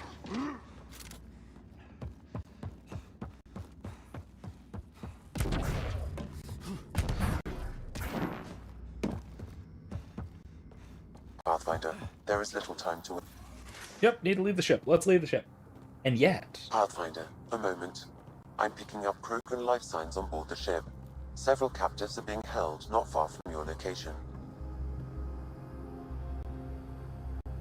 They are scheduled for exaltation. Ooh. Damn, go be the rest of my missing scouts. Sam, do we have time to get there before the Kett restore power? If you act quickly. Ryder, it's Reika. I'm pinned down. Don't think I'm gonna make it. Where are you? Near holding cells where they're keeping several of my people. They're still alive. I ordered Captain Hager back to the Ark. You should be with him. I couldn't leave my people. I had to try. And now, I think it's over. From one Pathfinder to another, farewell. Here's that choice, Reika by the out. way. Damn In case it! this wasn't clear. There isn't time to save both. Once the Kett restore power, you'll be trapped. Ryder, my scouts. So here's that choice, right there. And there is one very obviously correct answer, and it saved the other Pathfinder, because we're dealing with another Pathfinder versus some nameless Krogan that we have never met before. Both emotionally, because we actually have a connection to one, even though it's kind of minimal, and also strategically, there is one correct choice here, and it is absolutely to save Pathfinder Reika. Sorry, Drac. I know you're going to shoot me in the back of the head. I don't know if that's literal. I've never taken Drac on this mission. But no, saving Pathfinder Reika is the only right call here. Reload. We're going after Reika. Drac, I'm sorry. That doesn't sound very good.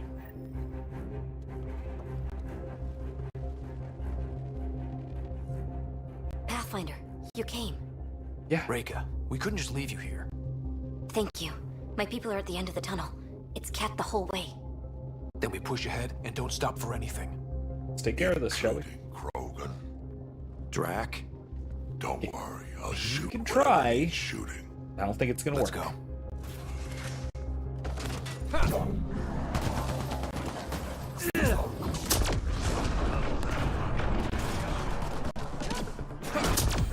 We have to punch through!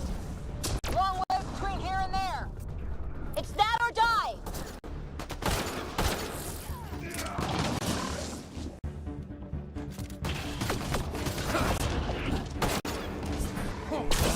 Tempest, this is Ryder. Do you copy? I hear you, Pathfinder. We have the map, but we're trying to rescue some prisoners. Those Kett guns won't stay offline forever. I know. Just tell us if anything changes. You'll be the first to know. Callow out.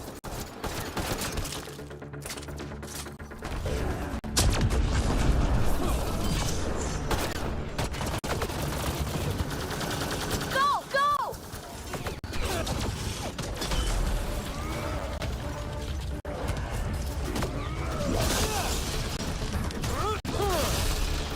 This is gonna be a tough one. We're fresh meat! They love to cut us open! I'm not going out like Ah. that! Why did I teleport behind you? I mean, teleporting behind you is fine. I was just facing the wrong direction after I did it. Oh man, this is a really bad spot. Oh jeez.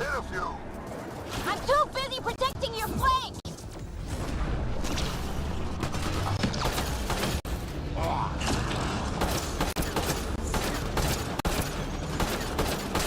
Pathfinder, that Kett ship is trying to reset the power.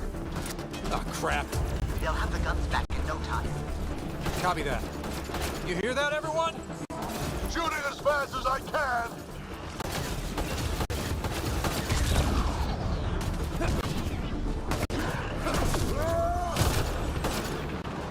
That's a cat who's never getting back up!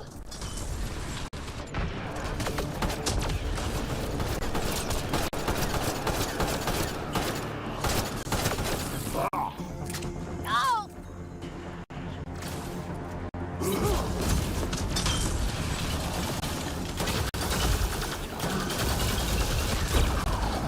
Not much further!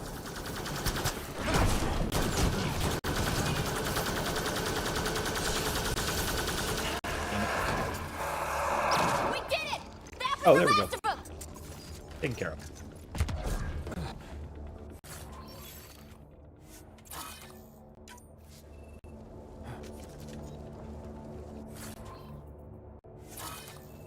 Could have taken that. Oh well.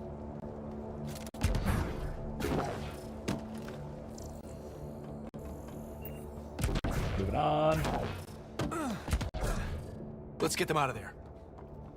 They'll come back. No, they won't. I mean, not immediately. Can you run? Pathfinder, the Kett are close to restoring the ship's power. Tempest, we're going topside. Track for extraction. Understood. Ryder, thank you. Save it for when we're safe.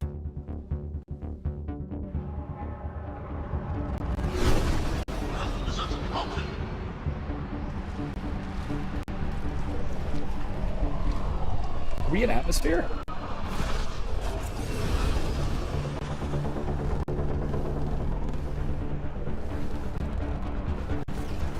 Let's move!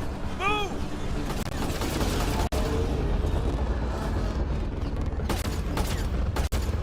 Ryder, now! We've got to go! Cool, it actually uses the proper rifle sound effect and whatnot. It's a big improvement, I will say, over the trilogy, when whatever weapon you were wielding, you would always suddenly be wielding an assault rifle.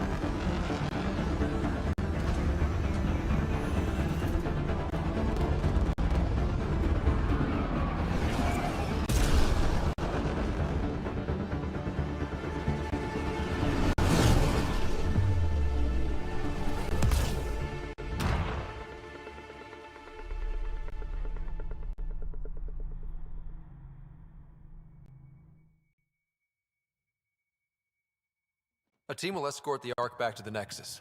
I'm sure they'll be happy to see you. Thank you again, Ryder. But I owe you an apology. I made a mistake. Oh? I shouldn't have called you to say goodbye. The choice you had to make. I put too much on your shoulders. Dominic says, too bad you can't talk to Drax real quick about metaphysics and morality. I mean, it's more like strategy, really. The major overriding concern is more about strategy than about ethics per se, right? Now I can make a moral point here as well. I could say that that saving the innocent non-combatants takes a higher priority than saving the Krogan scouts who are there for combat purposes.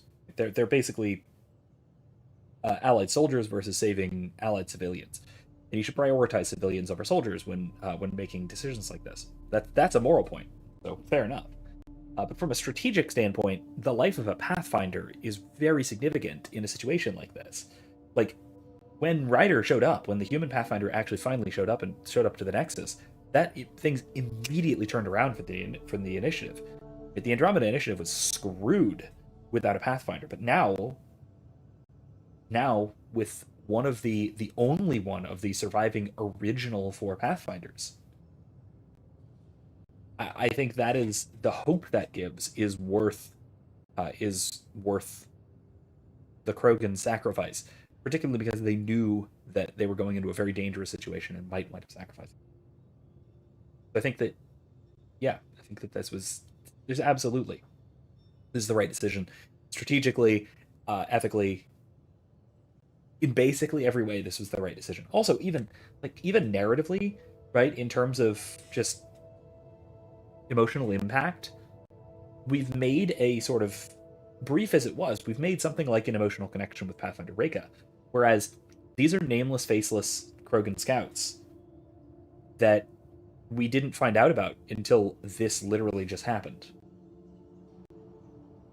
And so I think that if they wanted this to be a really significant, like an emotionally significant choice, they would have had us develop more of an emotional connection with these Krogan scouts. I mean, that's why the choice in Mass Effect 1 between Ashley and Kaidan is such a big deal, because they were your 2 starting companions. You actually developed a relationship with both of them throughout the course of the game, and then on like the second to last planet, or maybe even the last planet. No, second to last planet, or could have been third or fourth to last, but more or less the second to last planet. You have to decide which one are you going to leave to die. That's a really big, impactful choice. Whereas this one, it was trying to make a similarly impactful choice, but didn't do the legwork to set it up. Krogan lives do matter, okay, yes, but it's not a matter of Krogan. It's a matter of civilian lives. In wartime, civilian lives matter more than military lives. And I'll also say a strategically significant, like all of the things equal, civilian lives should be prioritized. But then also strategically and symbolically significant figure like the Pathfinder should also take quite a bit of priority. We've done some saving of Krogans, so let's not get into that too much. Though I will say the Krogan have also placed themselves as an independent sovereign entity outside of the initiative's leadership, so there's that too.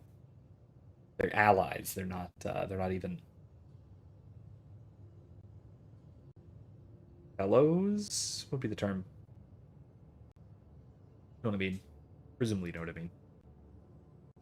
Yeah, I think that was You did what you it was had good to call in. If that had been the Hyperion and I was looking for my people, I would have been the one calling you. I appreciate that. As Pathfinders, the line between serving our own people and the greater good is blurry. I prefer a sharper focus. I don't think there's going to be much of that in this line of work. I suppose not. Whatever the case, the Solarian people are forever in your debt.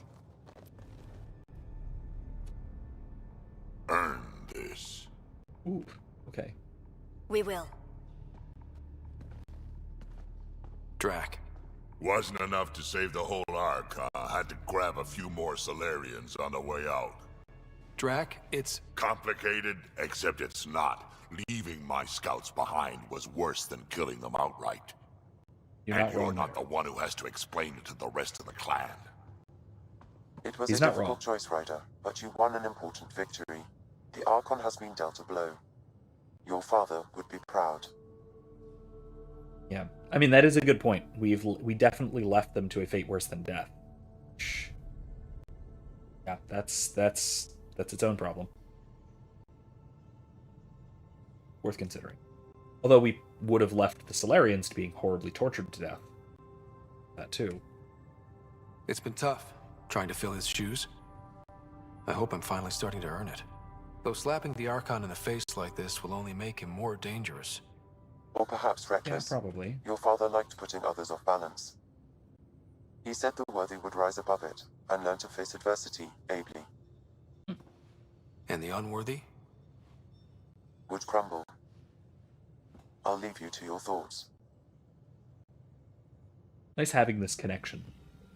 Your departed father.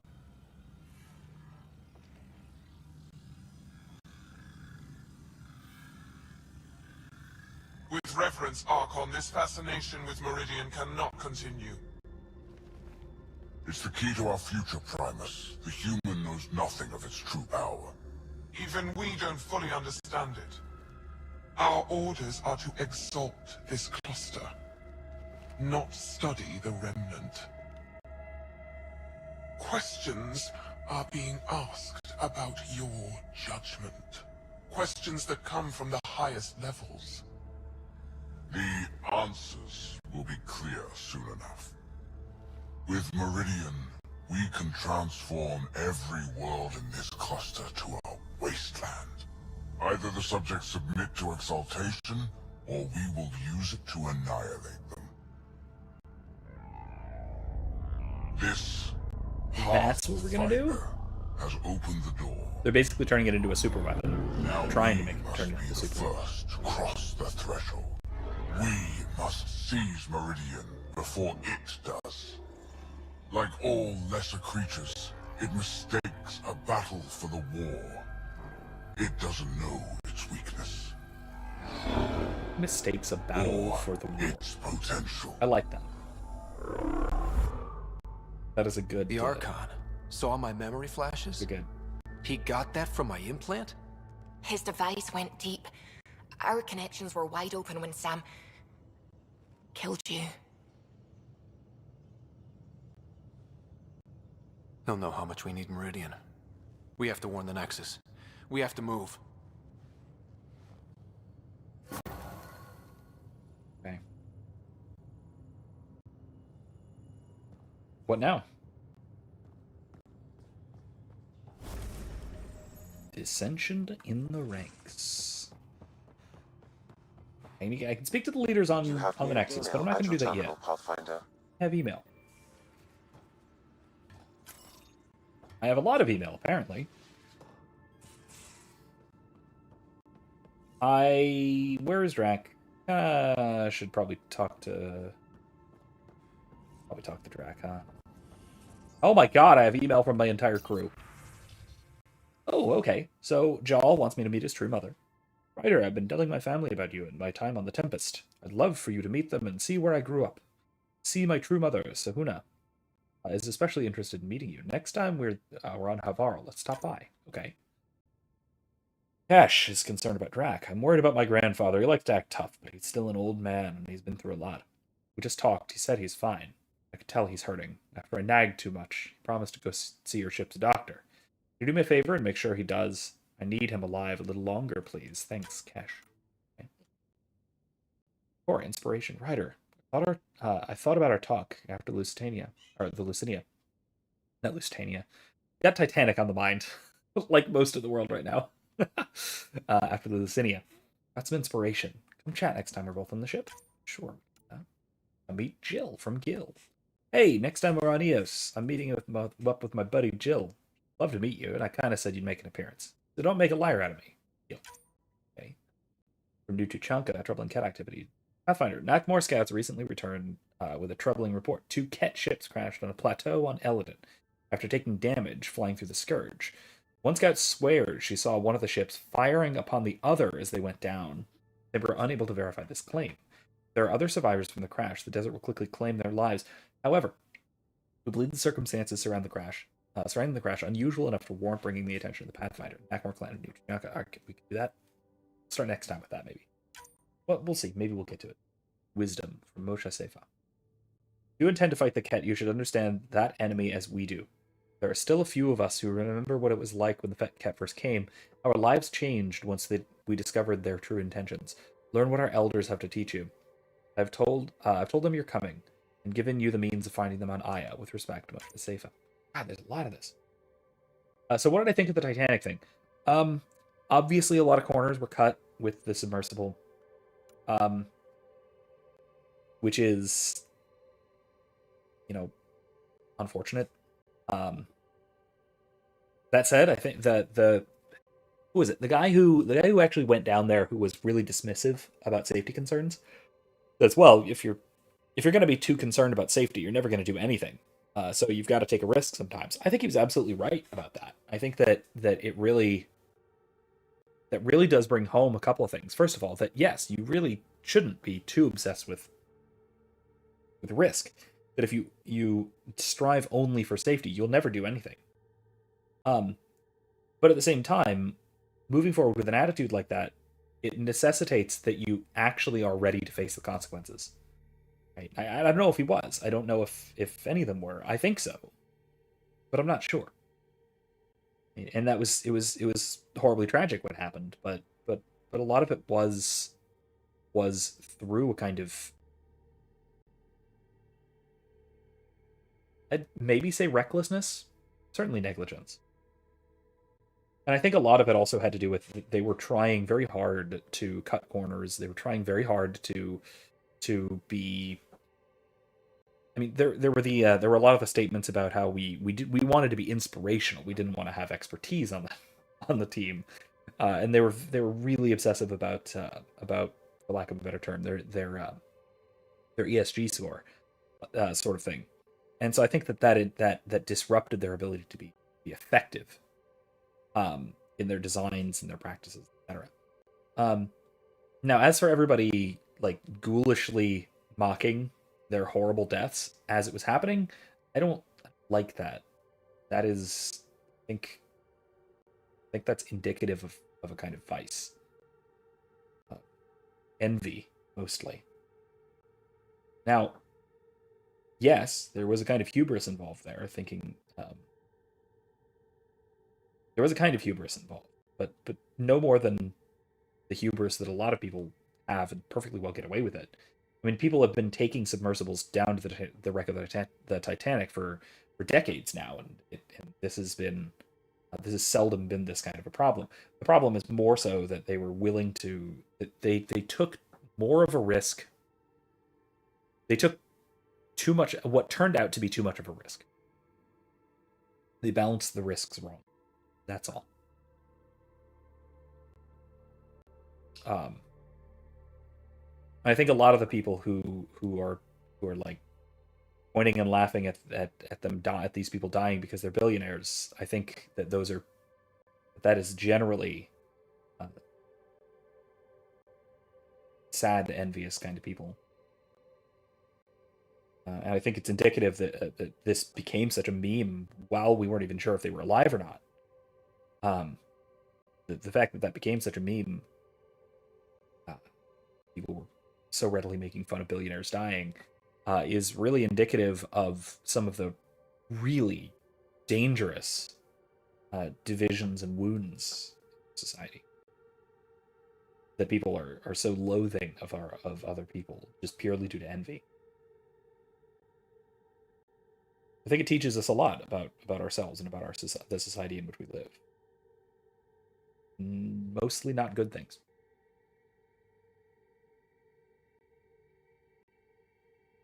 Ryder, I'm Carrie's producer for the documentary. Something's happened. Come by when you're on the Nexus next. We should talk. Uh-oh. Somebody's going after a reporter. Right, from Cora, just wanting to check in. Things got heavy on the Archon's flagship. Still have flashes myself. Something that gets me. I can't stop thinking about what happened to the Solarians and the Krogan. Is all those remnant artifacts the Archon had. This isn't just a mission for him, it's an obsession. I've fought people like that before. Only have one thought in their heads that burns everything else away. You get very dangerous, very fast. Watching your back, Cora. One more try. The Angara have a bar. Oh my god, I'm not reading this. I'm not reading this. I'm not reading this, Gil. Stop doing this. Right, from Liam. Just putting this out there. I had a friend in Hustle, Dondi. We were clearing a hospital after an earthquake, and she got hit with a chunk of rebar. Split her helmet. Kept going. 4 minutes technically dead. We got her into emergency stasis. Thing is, because they're so good at patching people up, she was back with us in a week. And she shouldn't have been. Sure, Dondi's a vet. She's seen some shit. But you don't walk that off. She worked that quake site for a week, then disappeared for 5 months. She came back, but different. The other vets, they knew. Take the time if you need it. You don't just die and shake it off. Dominic says, oh yes, the meme thing. I don't know if you saw, but I used to think boomers were the worst generation. Now I think Gen X is worse.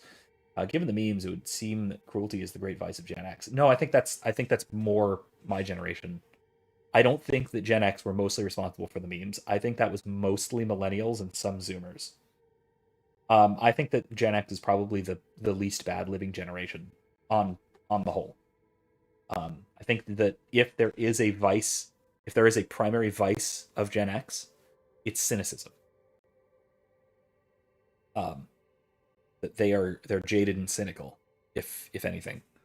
No, I think that the hostility, the envy, mostly came from Gen Y, and to some extent Gen Z.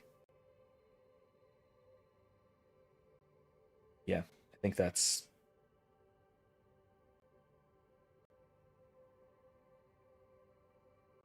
Yeah, Gen Y.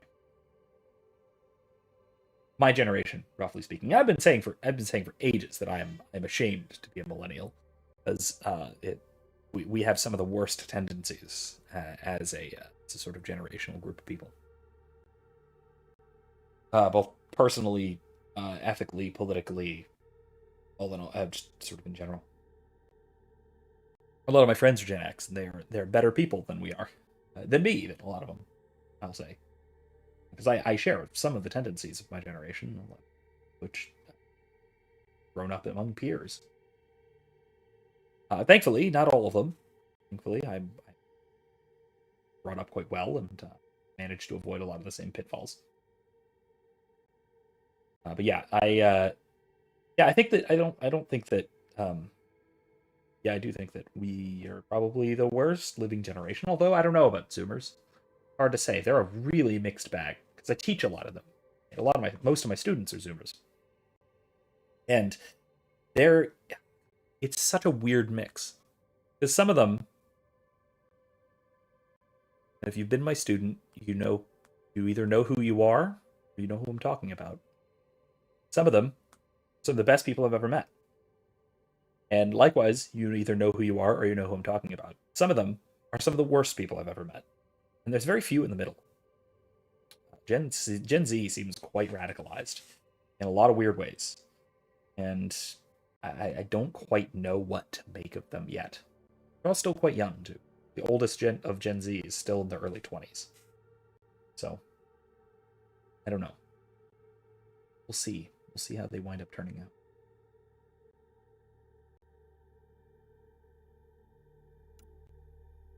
Garn guns. Garn guns. I like this idea. Man, Ryder, I thought I knew guns, but this Garn shit? Oh, this is from Drac, by the way. They really know how to make things to point and shoot. I was eyeing a couple on Aya when we were there. A sidearm called a Zephyr and a sniper rifle, Ishare. I think they called it. Looked fancy. But I guess their shivs are, I guess even their shivs are fancy. Yeah, I use an Ishare. It's really nice. Glad we found aliens who know how to fight. Not sure how I would feel if Andromeda was nothing but Pyjax or Elcor.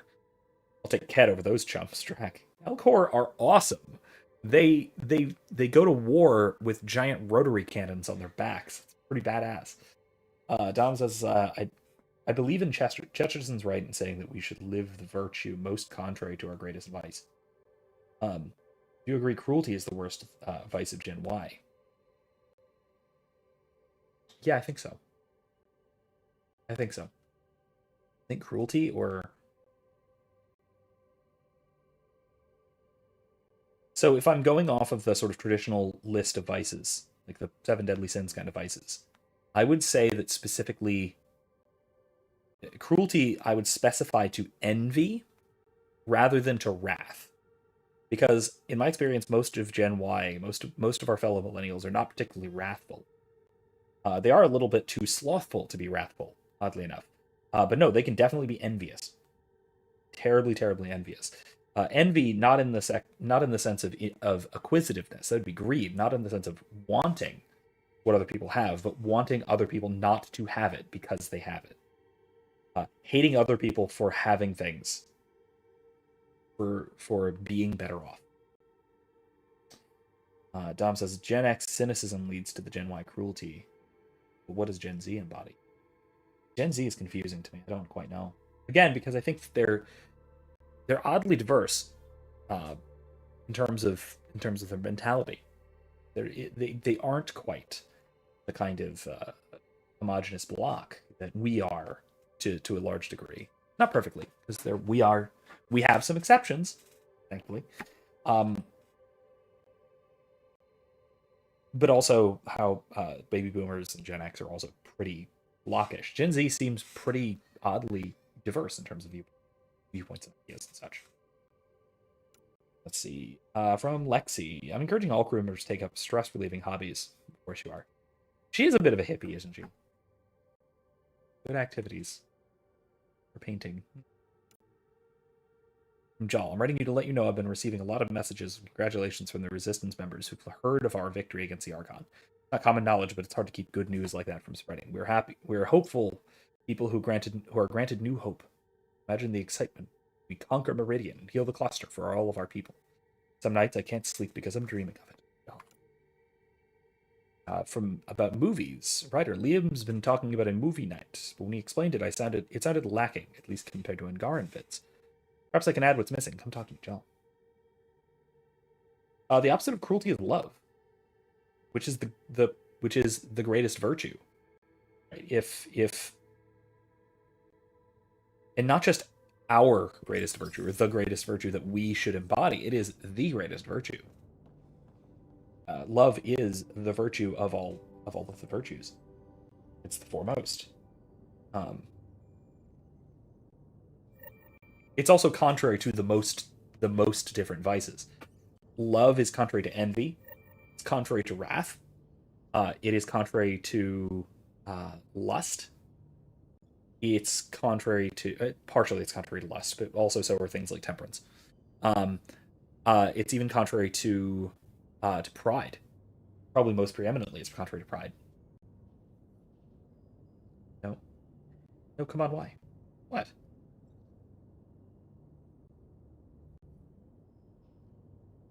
Why, do you disagree? Love is always the answer. Yes, love is always the answer, because it's God, okay? What else do you want me to say? The greatest of these is love and all that, right? Come on. It's the greatest of the theological virtues, and the theological virtues are higher than the cardinal virtues and the intellectual virtues. So of course it's gonna be love. Gotta be love. We expect. But fine, if you want me to limit it to the cardinal virtues, to the natural virtues, let's say. In that case, mercy, maybe. I mean, that's sort of a sub virtue under love. But if you want me to limit it to the natural virtues, I can do that. I would say of the sort of traditional list,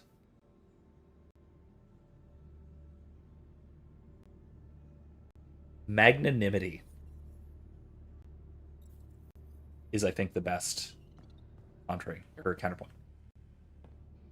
Magnanimity is the virtue of dealing with others, of seeing others as, or no, of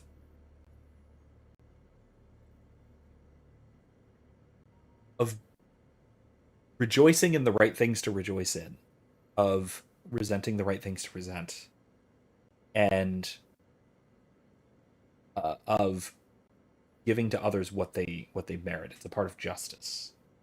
Big souledness. If you want to overly literally translate it from the Greek. Yeah, all virtues are sub-virtues of love. If you really want to poke and prod at it, yes, love is the virtue. So yeah, deal with it. Of course it is. Sagara, uprooted people. Oh, that's a nice, impolite way of referring to us. Yeah. All right, let's see what Cora's up to. Got a minute? I could use a favor. You only have to ask. Sure. I kept thinking about Sarissa and my not being a pathfinder.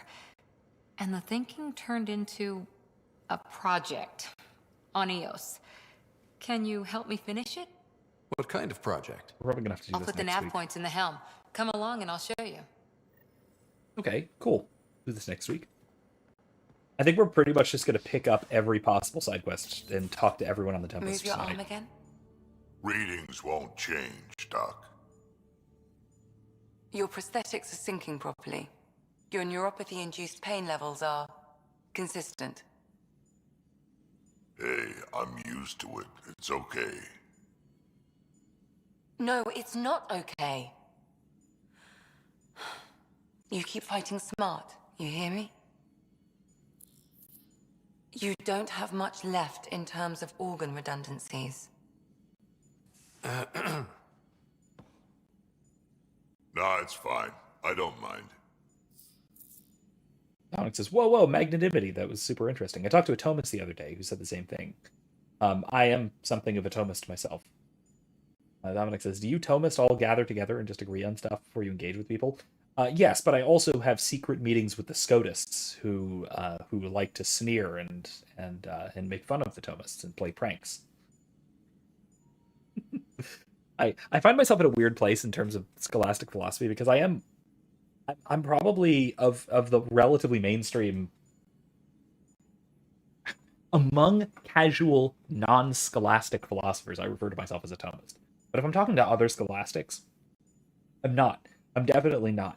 I'm a little closer to a Scotist, really, in a lot of manner, in a lot of things. I'm a little closer to a Scotist than I am a Thomist, but more so, I'm actually an Anselmian. If we're being really strict and specific.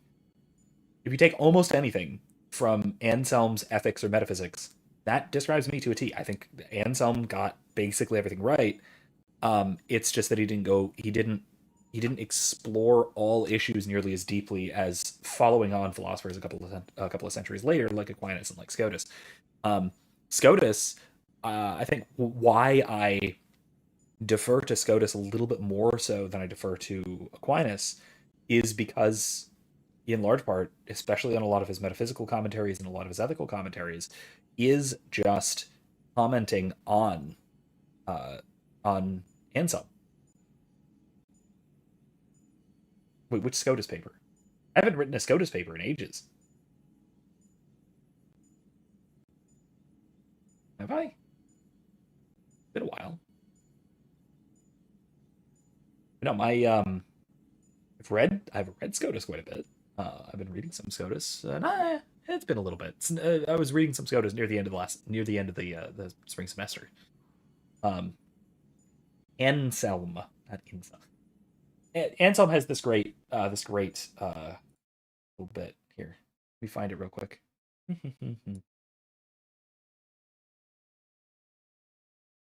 You haven't read this, you should. There it is. Quote from Anselm.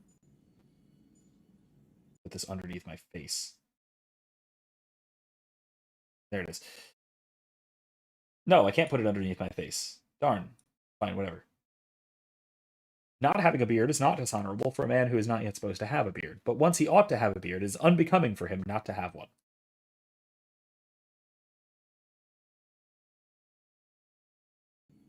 So you should have a beard, according to Anselm, and if you don't, it's inappropriate to it is inappropriate for a man who is of a proper age and station in life. Oh, my dissertation is on one of SCOTUS's ideas. Sort of. Not really. My dissertation is on... I mean, SCOTUS talks about it. Sure, there's a section. At least one section about it. There's one section completely dedicated to SCOTUS. Let me put it that way. There are other parts that involve SCOTUS. But no, my dissertation is on a particular idea that was basically universal before the Renaissance, which was the convertibility of being and goodness. And basically, I'm taking the first half or so of the thesis is looking through the historical development and the historical application of the idea. Looking particularly at Plato and Aristotle. I'm taking them together because they make the same use of the principle. Then Augustine. I haven't decided whether I'm going to split up the chapters on the medievals, but probably separately. I'm going to look at Augustine, Anselm, Aquinas, and SCOTUS. And then the second half, which will be at least fewer chapters, we'll be looking at modern metaphysical applications and then ethical applications. Because I think a primary part of my thesis is that modern philosophy abandoned the convertibility of the transcendentals, most notably the convertibility of being and goodness for the purpose of applying it to as a meta-ethical principle, that they abandoned this, and that is what has caused a lot of the what are called the perennial problems of philosophy, which if you actually study history, have only been problems since the Renaissance.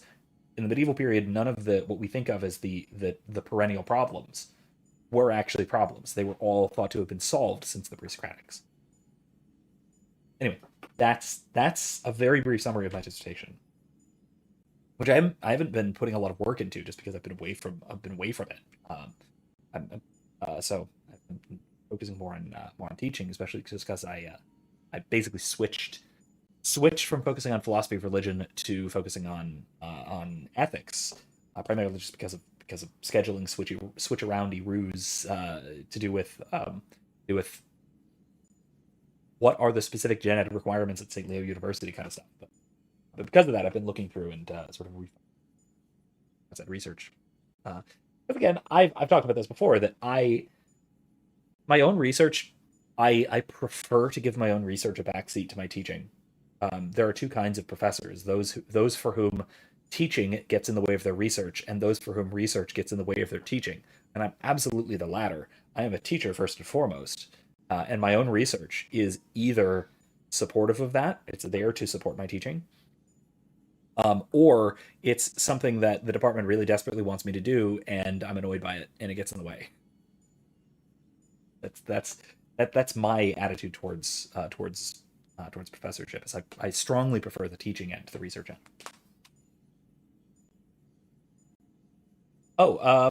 Ideas of how abandoning this idea led to a particular perennial problem, if you want. Yeah, absolutely. It basically led to a large... One of my final chapters is on this, and I haven't finished this one. Probably because it's one of my final chapters. It might be the actual end chapter. But it's that, for example, if you're familiar with, and this is something that I've got a video on this, Alistair McIntyre, his book After Virtue, is basically going into why there is such a problem in modern philosophy with incommensurate ethical systems, right? So if you talk to somebody, they hold to this system of ethics, which has a fundamental basis in something, and they derive particular conclusions from it. And then there's this other system of ethics that has these starting principles and derives these particular conclusions from it. And the problem is that utilitarians and consequentialists, or utilitarian consequentialists and deontologists, can't talk to each other. They're completely incommensurate. And if we take ethics seriously, if we're actually going to take ethics seriously, then that shouldn't be the case. We should be able to figure these problems out, talk to each other. And so McIntyre's sort of suggestion is that at some point, we as a Western society got rid of ethics. We swept it away. And then at some point tried desperately to recover what we once knew, but we forgot what we once knew because we got rid of it. And so now we're reconstructing it in weird, esoteric ways that don't actually make sense, right? Because they're stripped of any context. And so he argues that what we're missing is something like virtue. Virtue. Because he's a virtue theorist. I mean, he would reject the label and be angry that I would call him that, but realistically, it's closest terminology we get in modern parlance. But my argument here is that what we're missing is a loss of the understanding of good as transcendental. That to be is to be good, and what it means for something to be good is for it to fully exist in accordance with its essence. Without that, there's no common ground. There's no way of determining ethics without this kind of common grounding in the fundamental natures of things and the fundamental existence of being as such. So, in other words, the convertibility of being and goodness. That winds up solving the grounding problem in metaethics, right? And the grounding problem in metaethics is thought of as this ancient problem that, well, philosophers since the dawn of time have been considering how we should ground how we should ground our ethical precepts, or philosophers since the dawn of time have been trying to bridge the gap between is and ought. But the problem is no one ever thought there was an is-ought gap before David Hume.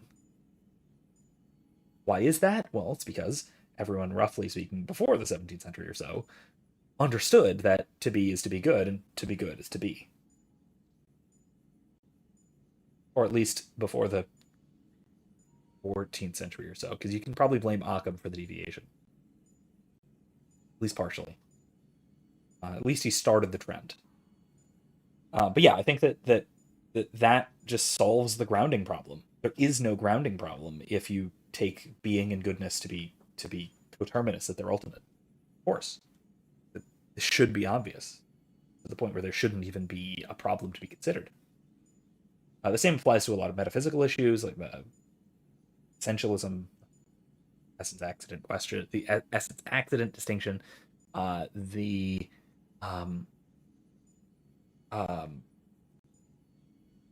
properties, the question of the distinction between essence and properties, right? Or proper accidents, call them. Like all of these metaphysical distinctions only make sense if there is no. When you dismiss the doctrine of the convertibility of being and goodness, you wind up getting rid of, say, formal essentialism, or metaphysical essentialism, or call it whatever you want. Formal essentialism is probably the most precise way of referring to it. That something is defined by its essential form, and its essential form is not the actual properties that it possesses, but it is the essence of what it is to be that thing, and what it is to be that thing is to be a good version of that thing. And so that is what is definitive of the being as a type of being. And so that forms the basis of classical all the way through scholastic metaphysics. But if you dispense with that, like the early moderns did, then you lose all of your metaphysical footing, and you're stuck with nominalism or something worse. There we go. How's that? It's like a couple of instances that are a little bit weird and high-minded, but Dominic says, thus Augustine saying sin is a lack of goodness. It's really a no thing.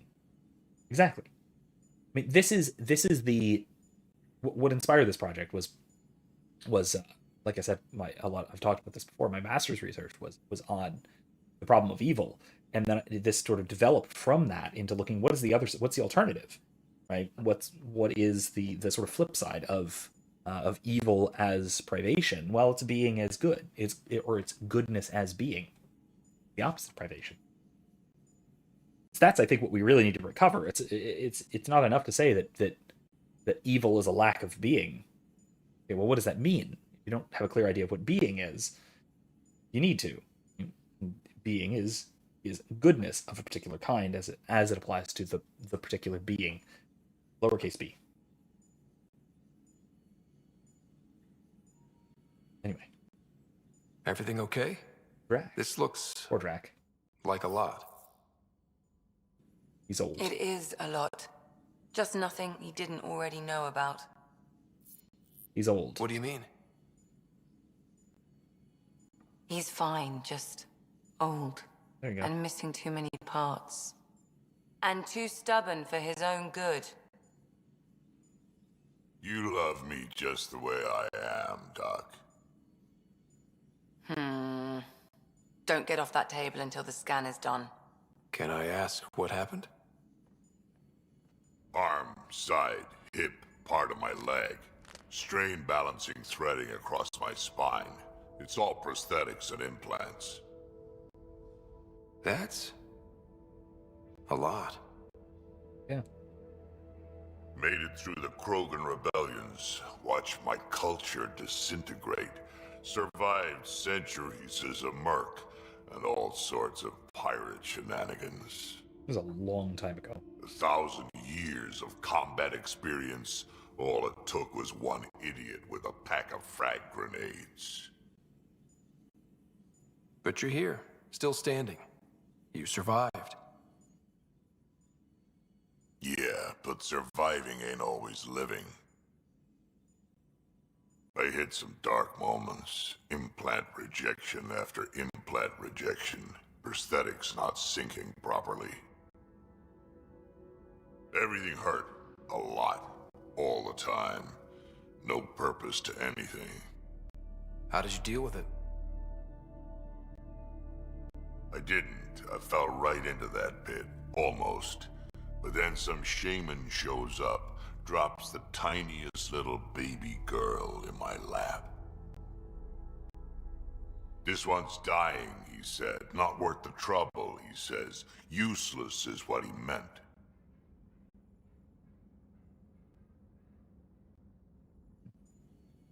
Love to see, I guess, Ryder in this case explain the convertibility of goodness and being Drac. Yeah, no, I think that applies here.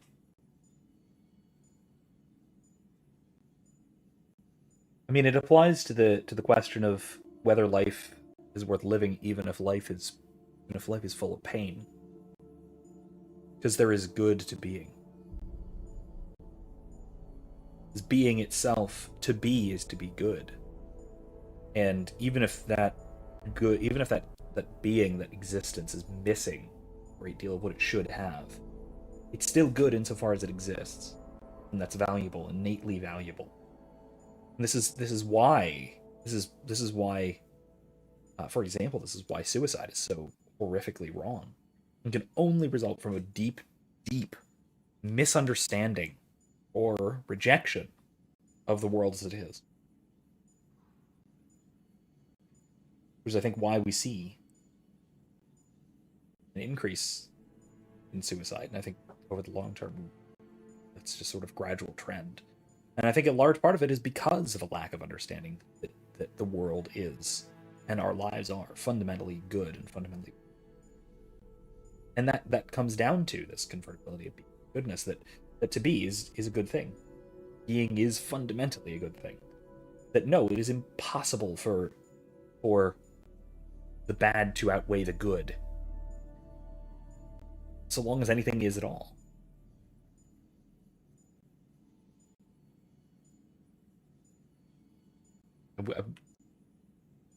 I think part of why I'm so stuck on this idea, and I have been for a long time now. I've been working on and off on this project for 10 years now, really. is because I think if more people got it, more people took this idea seriously, and this became the way we have of understanding, I think that absolutely everyone's life would be improved by it. I really do think that. He wasn't just talking about the baby. Yeah, I was useless too, but wasn't just about me anymore, so I got help. Learned how to take care of myself, take care of her, and she took care of me. You found a way to live again. We sure did. Wasn't easy on either of us. I'm old, stuck in my ways, and Cash has wanted to change everything since she could talk. Raising Cash taught me an important lesson. What was it? Took me a while to figure it out, but it's important. Parents aren't meant to be a goal or a finish line. We're the starting line. Where you go from there, it's all you. Remember that.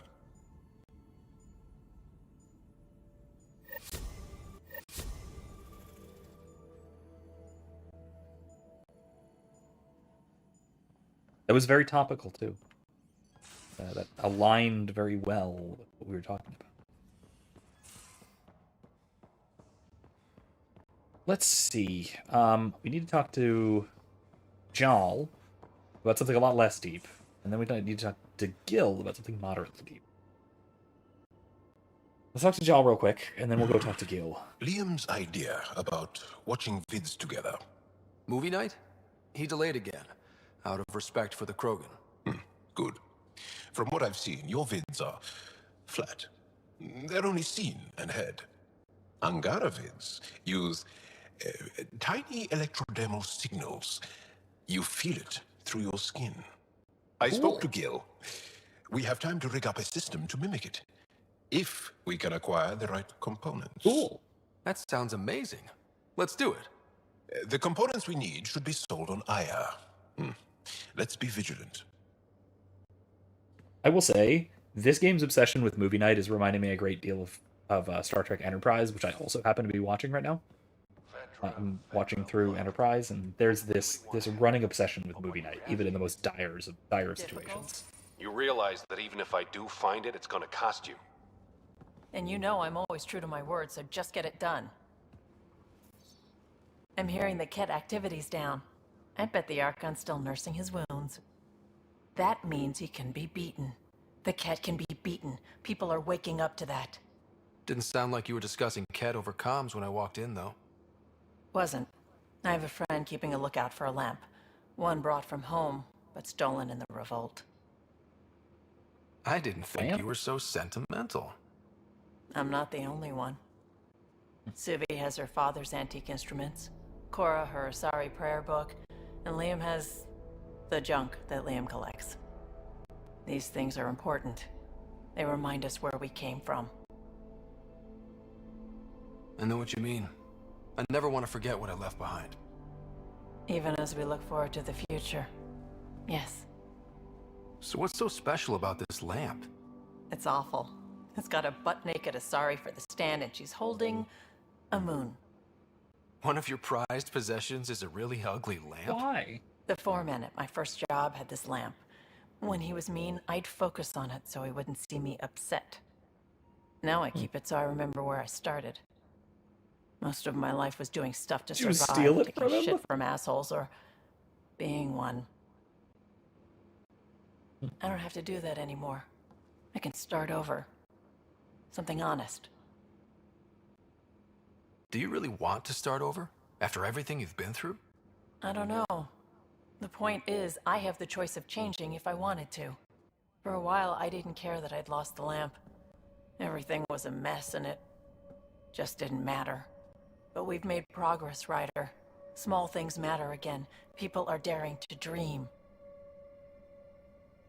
It's nice seeing you like this. I know. I like being able to let go and do something for myself for once. Let's hope this is just the start, huh?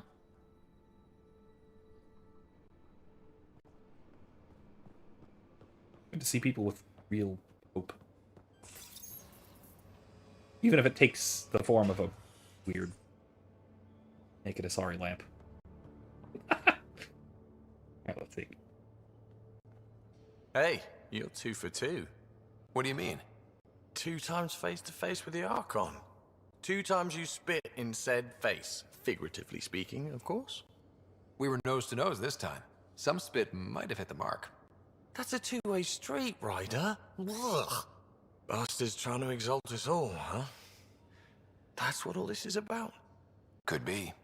Typically, Yeah, I like well, mostly. high-stakes games, but I'd rather be sitting at the kiddie table this time. Nice to see other arcs docked at the Nexus, huh? Bringing the Asari and Solarians back into the fold is long overdue. I get the sense people on the Nexus are really starting to believe. We've sure come far. Good talking to you, Gil. Anytime. So we gotta go meet with his friend Jill. We'll do that. We'll do a bunch of stuff next week. So once again, next week we're going to be coming back to a lot of companion side missions. I forget. You have something? Hey, Pathfinder. Still passing that mess with Varan and Khaled. I made sure the Nexus data will be changed. Okay. Kesh is none too happy, but she can blame me. The important bit is you. Okay. I want you to know I understand your decision, and Varan does as well. Accepted, Liam. But let's not do this again anytime soon. Oh, total agreement there. In fact, this made me think how I'm doing a lot of things. I've arranged a thing on EOS for everyone. It's time I gave back, not just go from crisis to crisis. Okay. Sam has the nav points. Dress light. Dress light. I don't trust you, Liam. Not even slightly. All right, let's talk with Drac. Let's try and resolve the situation, then we'll wrap it there. Now is not a good time to be talking to me, Pathfinder. Drac, listen. Why? Your actions told me everything I need to know. Now walk away and give me time to calm down before I do something we'll both regret. Okay. All right, calm down time. Got it. Go. Okay. Let's let him cool off this week, and then we'll come back to him next week. Because it is about midnight. We've got to call it for tonight. So, that was fun. We got the major mission done. Next time, like I said, we have a bunch of these. Mostly on EOS. So a bunch of these side assignments that we got to do, and we will be doing those next week.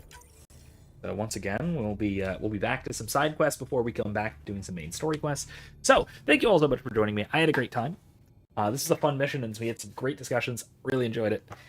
So until next time, thank you all for joining me. I'll see you then. And remember, don't be safe, be well, and more importantly, be good.